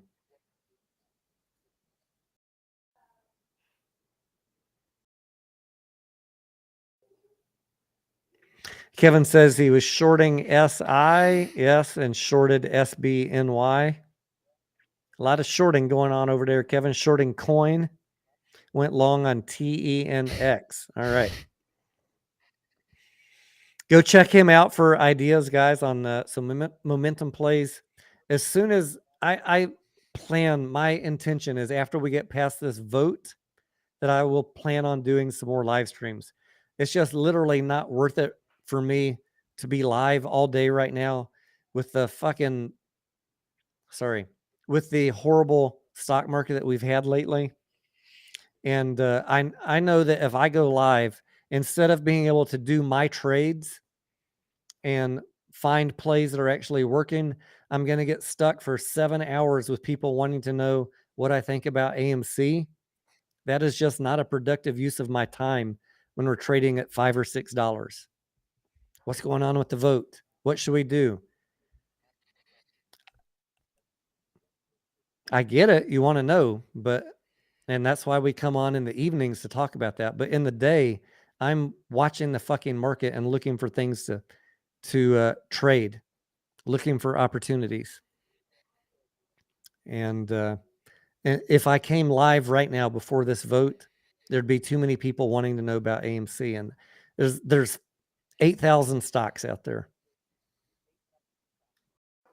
Once the vote is behind us and we can minimize people wanting to ask questions about that or troll me on it or send me hate, we'll get more back into the daily live streams and some of these other plays.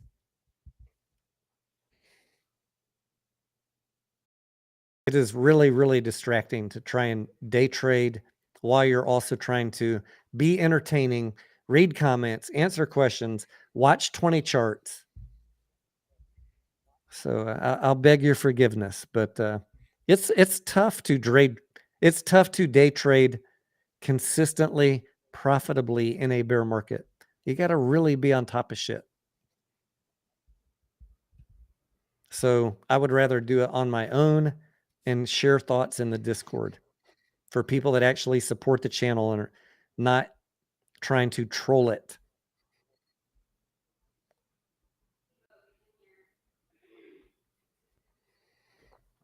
What do you think, Massalorian? When are you going to start day trading, live streaming? As soon as we get caught up on these bills here that we had to get caught up on, right? I had to make sure I didn't get too far behind. I didn't want to be getting a bunch of debt right now, and I don't want to touch my portfolio at all because I'm so down right now. So, but I just got everything back looking good. Like I finally have a little bit of dry powder to work with again. It's been a couple months since I've had some dry powder, so it feels good. Feels good. Plus, I know that in the next couple of weeks, I'll have put away enough money where if there is some good story to go cover, I can get to wherever it is in the country. Like I'm hoping to be able to come down and cover some things in Texas this summer. A couple things I was looking at the other day. I'm like, oh, I gotta go do that. And Tony's right there. I forget what it was, but something that's coming up in the summer. I can't remember where it's, but it's outside of Austin. But I yeah, hope you so get down there. I'm ready. Yeah, I'm gonna. Don't worry, I'm gonna. Kevin, thank you I am for the gonna. $5, my friend. Yeah, it is unfortunate, Kevin, that many people don't listen to my channel and they make a lot of assumptions about what I say, or I don't know. I don't have time for negativity. My channel is not about bringing anybody down, calling them out, and the people that do that, I just don't acknowledge them. They're not worth my time. We're all here for one reason, to hold each other up and to figure out ways to make money. People that want to waste their time on negativity and calling people out, there's no space in my life for those people. But I appreciate you. Kevin and I, Massalorian, famously I think he was really mad at me a year ago because maybe I shared some DD on a ticker that he really liked. Uh-oh. And it didn't confirm what he thought. And many people get mad at me for that. But Kevin was able to realize, I think after time, that I do have good intentions for the general audience out there. And not everybody's I've been telling people that for years. not everybody's going to like what I say. I get it. I'm okay with that. But Kevin, I appreciate you. And I've always appreciated everything you've done, Kevin. If I ever commented anything different than your opinion, it was only to try and help. You see Gus's comment, T? I About Teddy have Zane's not. video? Gus. I'm looking. Juicy, thank you, amigo. Where you been, Juicy? Thank you, Juicy. Where is Gus? Gus. Should There be at he the is. top of the, yeah. Did you watch the video that Teddy Zane made? I did, Gus, and I've commented back. The float on 10X is somewhere between 8.5 and 10 million, not 2 million.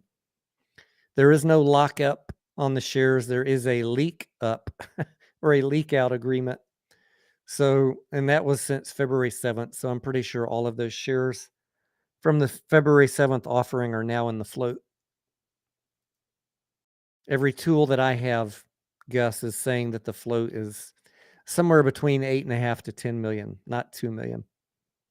And yeah, I already reached out to Teddy on that. Kevin says, I wasn't mad. Random strangers blew it out of proportion. We didn't agree on a play. I banked. You didn't lose money. Yeah. Kevin, I never hold anything against someone until they make it personal. Once you start attacking me, you're just banned from my life. So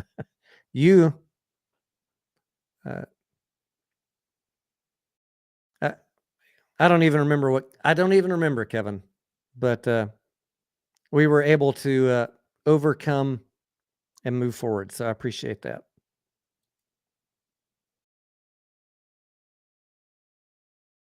It's, Kevin, the people that never give it up, they can't ever just like say, I'm just going to stop being negative. That's the people I don't have time for. Crifty Nipto says, sorry, I was wrong. Citadel wasn't a butcher of Wall Street. It was lottery stocks. Yeah, lottery stocks. I'm gonna do the nice thing and say, bless his heart, lottery stocks, and not comment anymore. Bless his heart. Saltmaker says MGOL is good. IPO January 13th. Public float is 1.5 million. And the rest of the float is locked by insiders. All right, MGOL. Let me pull it up here.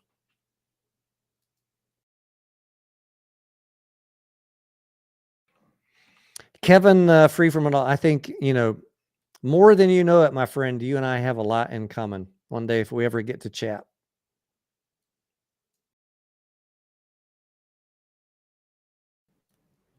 Holy smokes. MGOL IPO'd at 16 bucks, currently trading at $1.40. All right. I'm going to leave it up on my screen here and I'll check into it another day when we're not live streaming. That's not the type of chart I'm looking for. Something that has been run down from $16 down to $1.50. But I'm sure there's a story here that I need to look into. Guys, I already got enough risky plays. I'm not looking to add them a bunch more. But if you want my opinion on it, I'll spend a few minutes looking into it.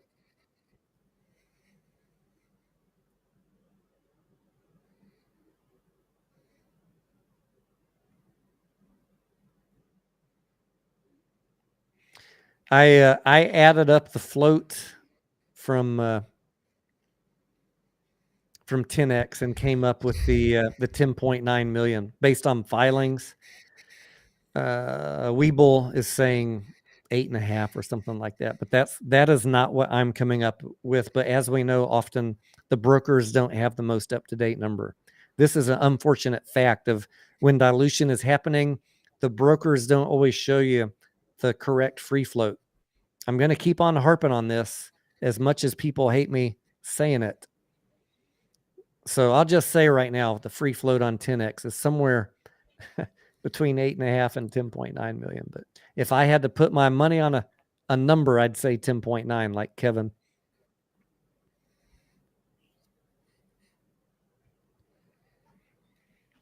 Scarlett.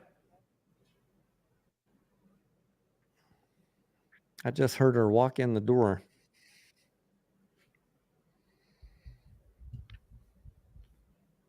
She's just going from work? She was babysitting some friend's kid or something. Anya says, keep averaging down on AMC and Ape opinion, please. I think I was telling. Go ahead. Go ahead. No, you first. I was just gonna say, I'm gonna trying to pick up some more Ape this week. I'm hoping to, at least. I'm looking for a good place to get in. I'm gonna say what I said earlier a couple hours ago. Right now, I am not doing anything because there's a lot of risk with the dilution and the lawsuit. Which one do you pick? I don't know.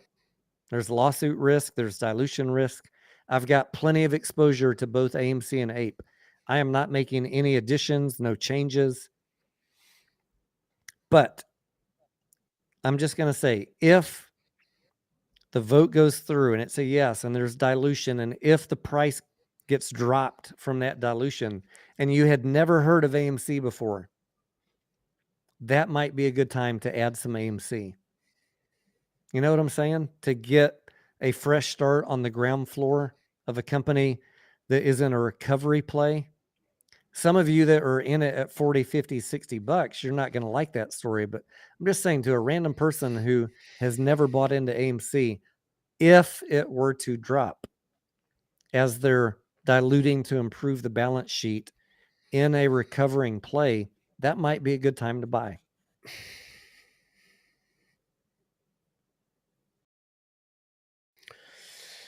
Yeah, I want to make sure if the vote does go through that, at least I am able to have a couple extra shares. It's a little bit of dry powder I do have now, and that's speculation for me, and that's risky. That's money I'm okay with risking at this point in time, right? Not telling anyone to do with their money. Gus says he's saving his dry powder for whatever happens with AMC. That is the corollary to what I was just saying, Gus. Like, if I'm doing anything right now, if I'm worried about the risk of dilution dropping the price, I am saving dry powder just in case shit. Do you know what I'm saying? If you really like this company and you decide you're not going to make any moves before the vote. Again, I'm not giving any instructions. Everything is your choice, guys. But if you decide you're not making any moves and you've got dry powder, I would wait and see if the worst happens, because you might have an opportunity to really average down your shares while the company is improving the balance sheet. That will suck for everyone who doesn't have the cash to average down, because if a dilution happens and the price goes down, it's not going to be pretty. There's going to be people upset. I get it. I totally get it. I don't know what is going to happen. I'm just talking through scenarios with you because you guys are asking the questions. Free from it all. Thank you, man. I appreciate you. Yeah, man, we're just trying to talk this thing through, right? I mean, next couple of days are going to be pretty strenuous, I think.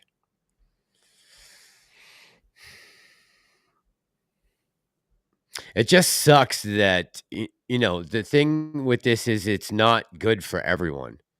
This is not good for, actually, I would say maybe a majority of the people, and why we are having all this divisiveness, which sucks, right? It's hard because everybody bought in at different prices. Yeah. Depending on where you bought in, it's either you're like a don't care or you're really, really pissed. I get it. I get it. 100%. I know. Yep. Yeah. Yeah, I guess the one positive I keep coming back to is that the company seems to continue to move in the right direction. And as long as there's that sliver of that they're going in the right direction, I can still say, all right, I'm not that concerned about losing my money, right? As long as I can afford to keep it tied up right now, then I'll wait to see how this plays out. But you know, I don't feel like there's a ton of pressure. We are not reverse because I splitting. did, you know, we're not reverse splitting and doing dilution because we are on the doorstep of bankruptcy, right? We're not quite there yet. This management team is getting ahead of it.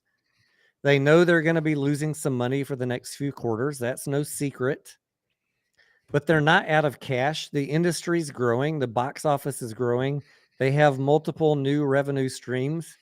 Things are positive at the moment, but they got to be cautious, and they got to be good stewards of the cash they have, and they got to plan for contingencies. So they must dilute. That's like it's not even an option in my mind. Mm-hmm. It's not great for retail. I get it. I fucking get it. Dilution is never good, especially when you're not turning a profit. But that is the situation. So I don't know what to tell you. That's the situation. We're not going to sugarcoat it. Dr. D says these guys are wasting our brains. I agree, Dr. D. They are. Kevin says, why is APE so low? Litigation risk.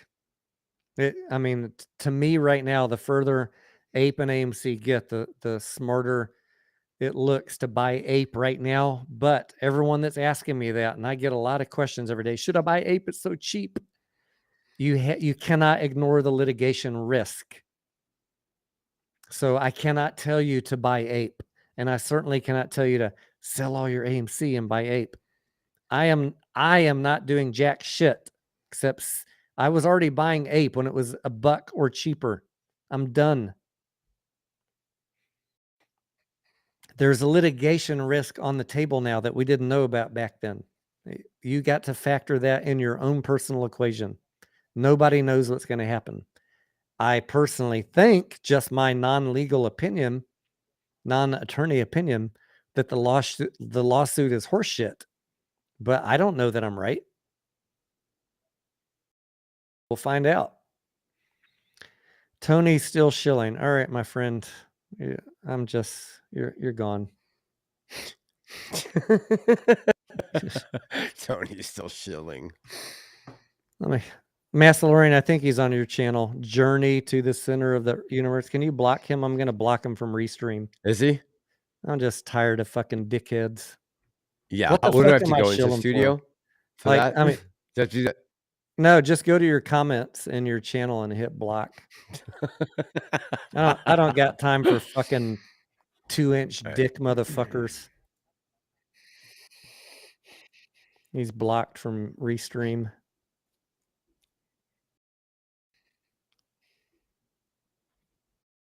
Thank you. Pam already took care of it. Thank you. Like these people, Okay. these Thanks, Pam. people have She knows literally I'm never lost. listened to me and call me a shill. Go fuck your mother. There's a reason I'm hated by both sides. And it's not because I fucked your mother. But I did.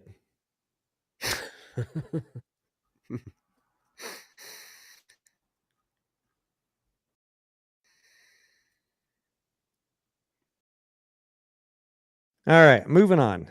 Someone says, when is Galaxy getting blocked? I haven't seen Galaxy's comments. Give me something, Galaxy. What you got? What's your best shot, Galaxy? Let's boot some motherfuckers tonight, Massalorian. Let's see. Oh, here he is. Galaxy Pizza Dream. I'm trying to find some good news about the banks. Galaxy Pizza Dream says, here's a free play for you guys. I had a bad day in the market, and well, that doesn't look so bad. He's talking about NVIDIA. What did I miss? Just let this be a hard lesson. If this reverse split screws this, if this is your last play, you'll convince yourself the market is a scam. Well, I mean, he's telling the truth there. That's not a shill comment. Saying me sharing facts with you guys is not me being a shill. Galaxy is trying to give you his cautions, and there could be some truth in that. That is not being a shill, guys. I mean, some of us could be wrong on some things. By some of us, I mean everybody on YouTube, everybody on Twitter, everybody with the most optimistic outcome. You have to accept that those are possibilities. We can't just block everybody for giving you an alternate version. It's when they're fucking dickheads about it that they're gone. You want to hear something interesting? Yes. So the CEO of Silicon Valley Bank, Becker, the San Francisco Fed guy who just resigned, company, is on the million worth of companies. I can't. You're breaking up too much on February now. 27th. You're breaking up. Shit. You're breaking up. It was getting as bad as it used to be a couple weeks ago. Is this better? Yes. Any at better? the moment, yeah. So the CEO of Silicon Valley Bank, Greg Becker, the guy who is on the San Francisco Fed board that just got fired, last week sold $3.6 million worth of company stock. That's what I was 2 telling weeks you. before the company failed. In January, at the end of January, he sold a bunch of company stock. These guys are just fucking criminals, crooks. Such scumbags, some of He them. knew exactly what was going to happen. Yeah, it really is. He fucking knew it. Yeah. Never trust any like CEO. that should be a fucking crime. It probably will be. Yeah. It probably will be. If enough people lose their money, enough of these big players, he's going to get a SEC investigation for that. I'll fucking insist that he does. The whole 1,000 people that watch my channel. We're going to make a difference, Massalorian. Someone said, Tony, yeah, right. Tony, you should not cover TRKA and tell people the truth about the float because you're going to tank the stock. I'm like, dude, you realize it's trading like 90 million shares today and like 700 people watch my videos? I'm pretty sure I had no impact. Like, yeah, wouldn't be dropping a bucket, right? Seriously. Yeah. Yeah. Yeah. I have no impact on anything, guys. I'm just here for the few people who want the truth. Most people don't like my channel because they want the hopium bullshit. All the people that wanted to buy TRKA, they were certainly not watching my video, but they got wrecked today. I wonder why Johnny Boy was so upset tonight. Do you know what was up? Who is that? Wick sniping. Oh, I don't know. I don't watch his channel. He was on the warpath tonight. I don't know why. I don't know. I wish him well.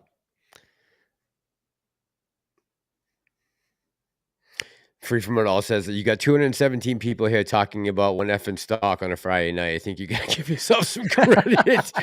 Yeah, right. We're the two losers that are on here. We're probably like the only fucking people on a Friday night talking about stonks. I know.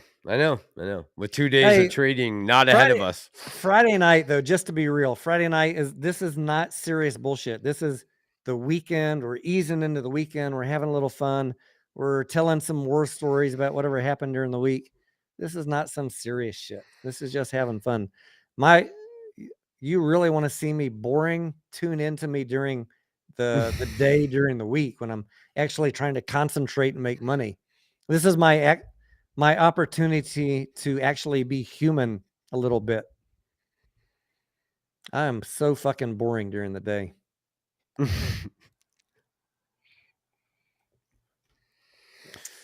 T, I don't know how long you were planning on staying on for, but I gotta get back. I think I'm about done. I'm try to get that video finished tonight because I gotta.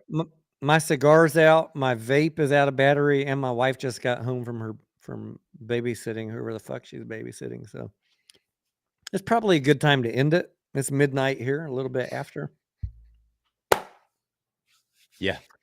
What do you guys think? Good. Sounds good. Should we call it a night?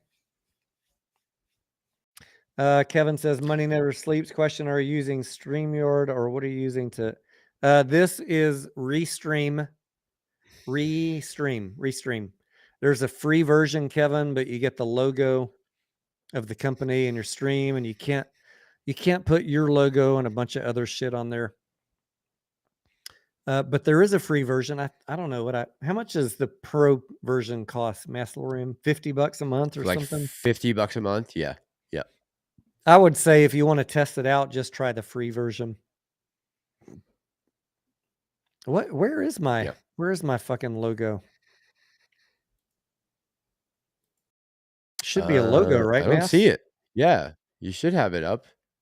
It used to be right up here somewhere. Settings.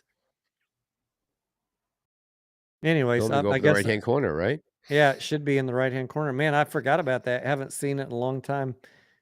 Brand settings. Default, I think this side-by-side looks so much better to you. Oh, there it is. I unclicked it. There it is.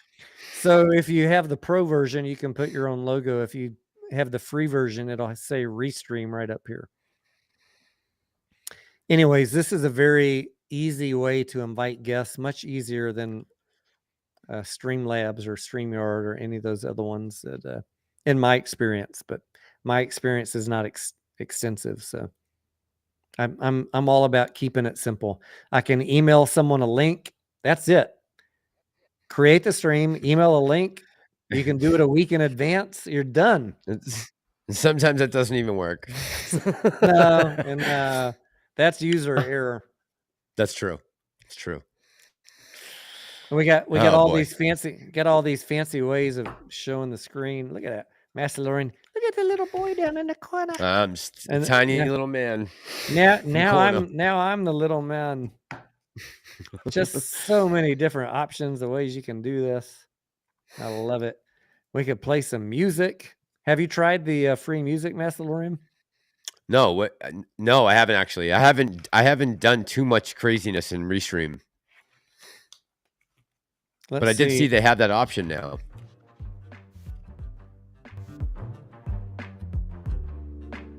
Do that. Okay. I don't know if music would be good during the live stream. You got to keep it really low. I mean, sometimes I'm just keep it as a little bit of ambient type music just to fill the voids in the talking. Yeah, like that sounds good right there. Let's see what else they got. Puts on some. Yuka says that sounds like porn music. It did sound like some 70s porn rock. Let's see what this is. Chill hop. No, that's already putting me to sleep. The fuck is that? All the music is very chill. It's called chill, down tempo, lounge, lo-fi. They may as well just have one that says "Put me to sleep." What are you under? Add source? Yeah. Let's see what the hip hop music is. This is like totally not my style though. No. This is like Ants Trade style. Fuck yeah! It's true. Hold my balls. Max it down. Honey, we're gonna be rich. No dates. Mustard. No dates. No dates. Gonna be rich. To the moon. Spies. Foolish. Discord's closed. Bullish as fuck. Bullish Bullish as as fuck. fuck. Rant sucks. Fuck you, Rico. Is Morant still talking about GameStop, or is he just completely AMC now? Morant. I don't know. I don't watch that channel.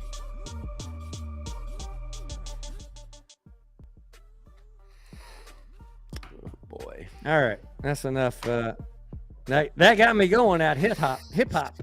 Let's go back to something where I can get back into character. I need to be nice, Massalorian. Are you are you gonna stay on T for longer, or what are you gonna do? No. You know what Patrick Swayze taught me back in the day What? when we were growing up in acting school? He said, "Tony, I want to tell you one thing, Tony. You got to be nice until it's time to not be nice." It's good advice. It's advice that I've lived by ever since. Yep, and you practice what you preach. Someone gets in your way, exit quickly.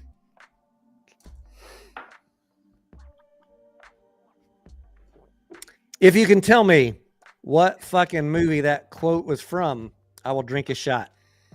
You got 30 seconds. Quote? 30 seconds. You got to be nice until it's time to not be nice. 30. Counting down right now. Patrick Swayze. Don't fucking Google it. You either know it or you don't know it. If you Google Is it from Roadhouse? fuck you, Massalorian.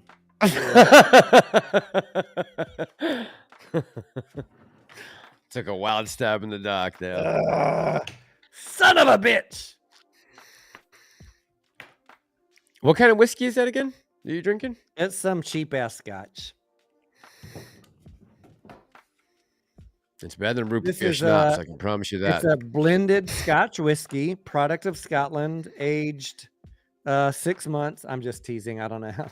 It's aged 6 in, months. aged in bourbon barrels. It's a Massalorian. There's a blend of 20 different whiskeys. What kind of shit is this? I don't know, but it sounds good. It's definitely not a single malt. This is why No. it's cheap. But like I said, guys, if it's a rough week in the market, I downgrade my life for that week. Next week, if the market is beautiful and we have a good runner, I'll go buy some Johnny Walker Black Label or some Lagavulin or whatever the fuck, $50, $60, $80 bottle. I don't care. But in a week where I feel like I got beat down, I'm gonna adjust my lifestyle. That's just how I roll. Scarlett says, Tony, it doesn't matter how much money you have in the bank. You're always going to act like you're poor. That's how you get fucking rich, baby. Always act like you're poor. Yeah. All right, Massalorian, and all you who guessed Roadhouse. Cheers, guys.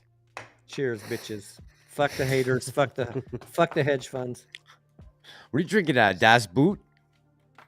Das Boot. This is a real leather boot. This is real leather. Is it really? Yes. That's awesome. That's Look cool. at that. Look at that handcrafted detail. That's pretty sick. That's not really handcrafted, is it? Yes. Wow, that's nice. Look, even That's the really fucking heel. has Wow, where'd you get that detail on it. from? Where'd you find that? I think I got it on Etsy. Hecho en Mexico. That's cool.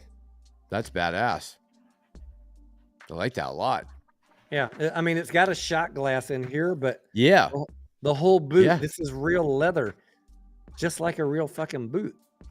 That is a great. Yeah, it's a great little shot glass. Hell yeah. Hells All right. yeah. Massalorian, thank you. Ladies and gentlemen, Yeah, thank T. you. Thank you. We love you. Thanks to the mods. Thanks for putting up with our bullshit and our honesty, and fuck everybody who calls us shill. We're paid. Fuck you if you say we're paid by Adam Aaron. Fuck you if you say we are paid by a hedge fund. As long as I get that equally, then I know I'm doing something right. And I really don't care what all those nincompoops say. Honestly, I don't care. That's right. It helps me know that I'm keeping it centered. So, Massalorian, thank you for your time tonight. Let me slow down my talking because I can't talk quick after I just fucking drank a shot. Drank a shot? Yeah. Anytime, T. You know. Man. Owning the float. Thank you for trying to come on, Steven. Thank you for coming on.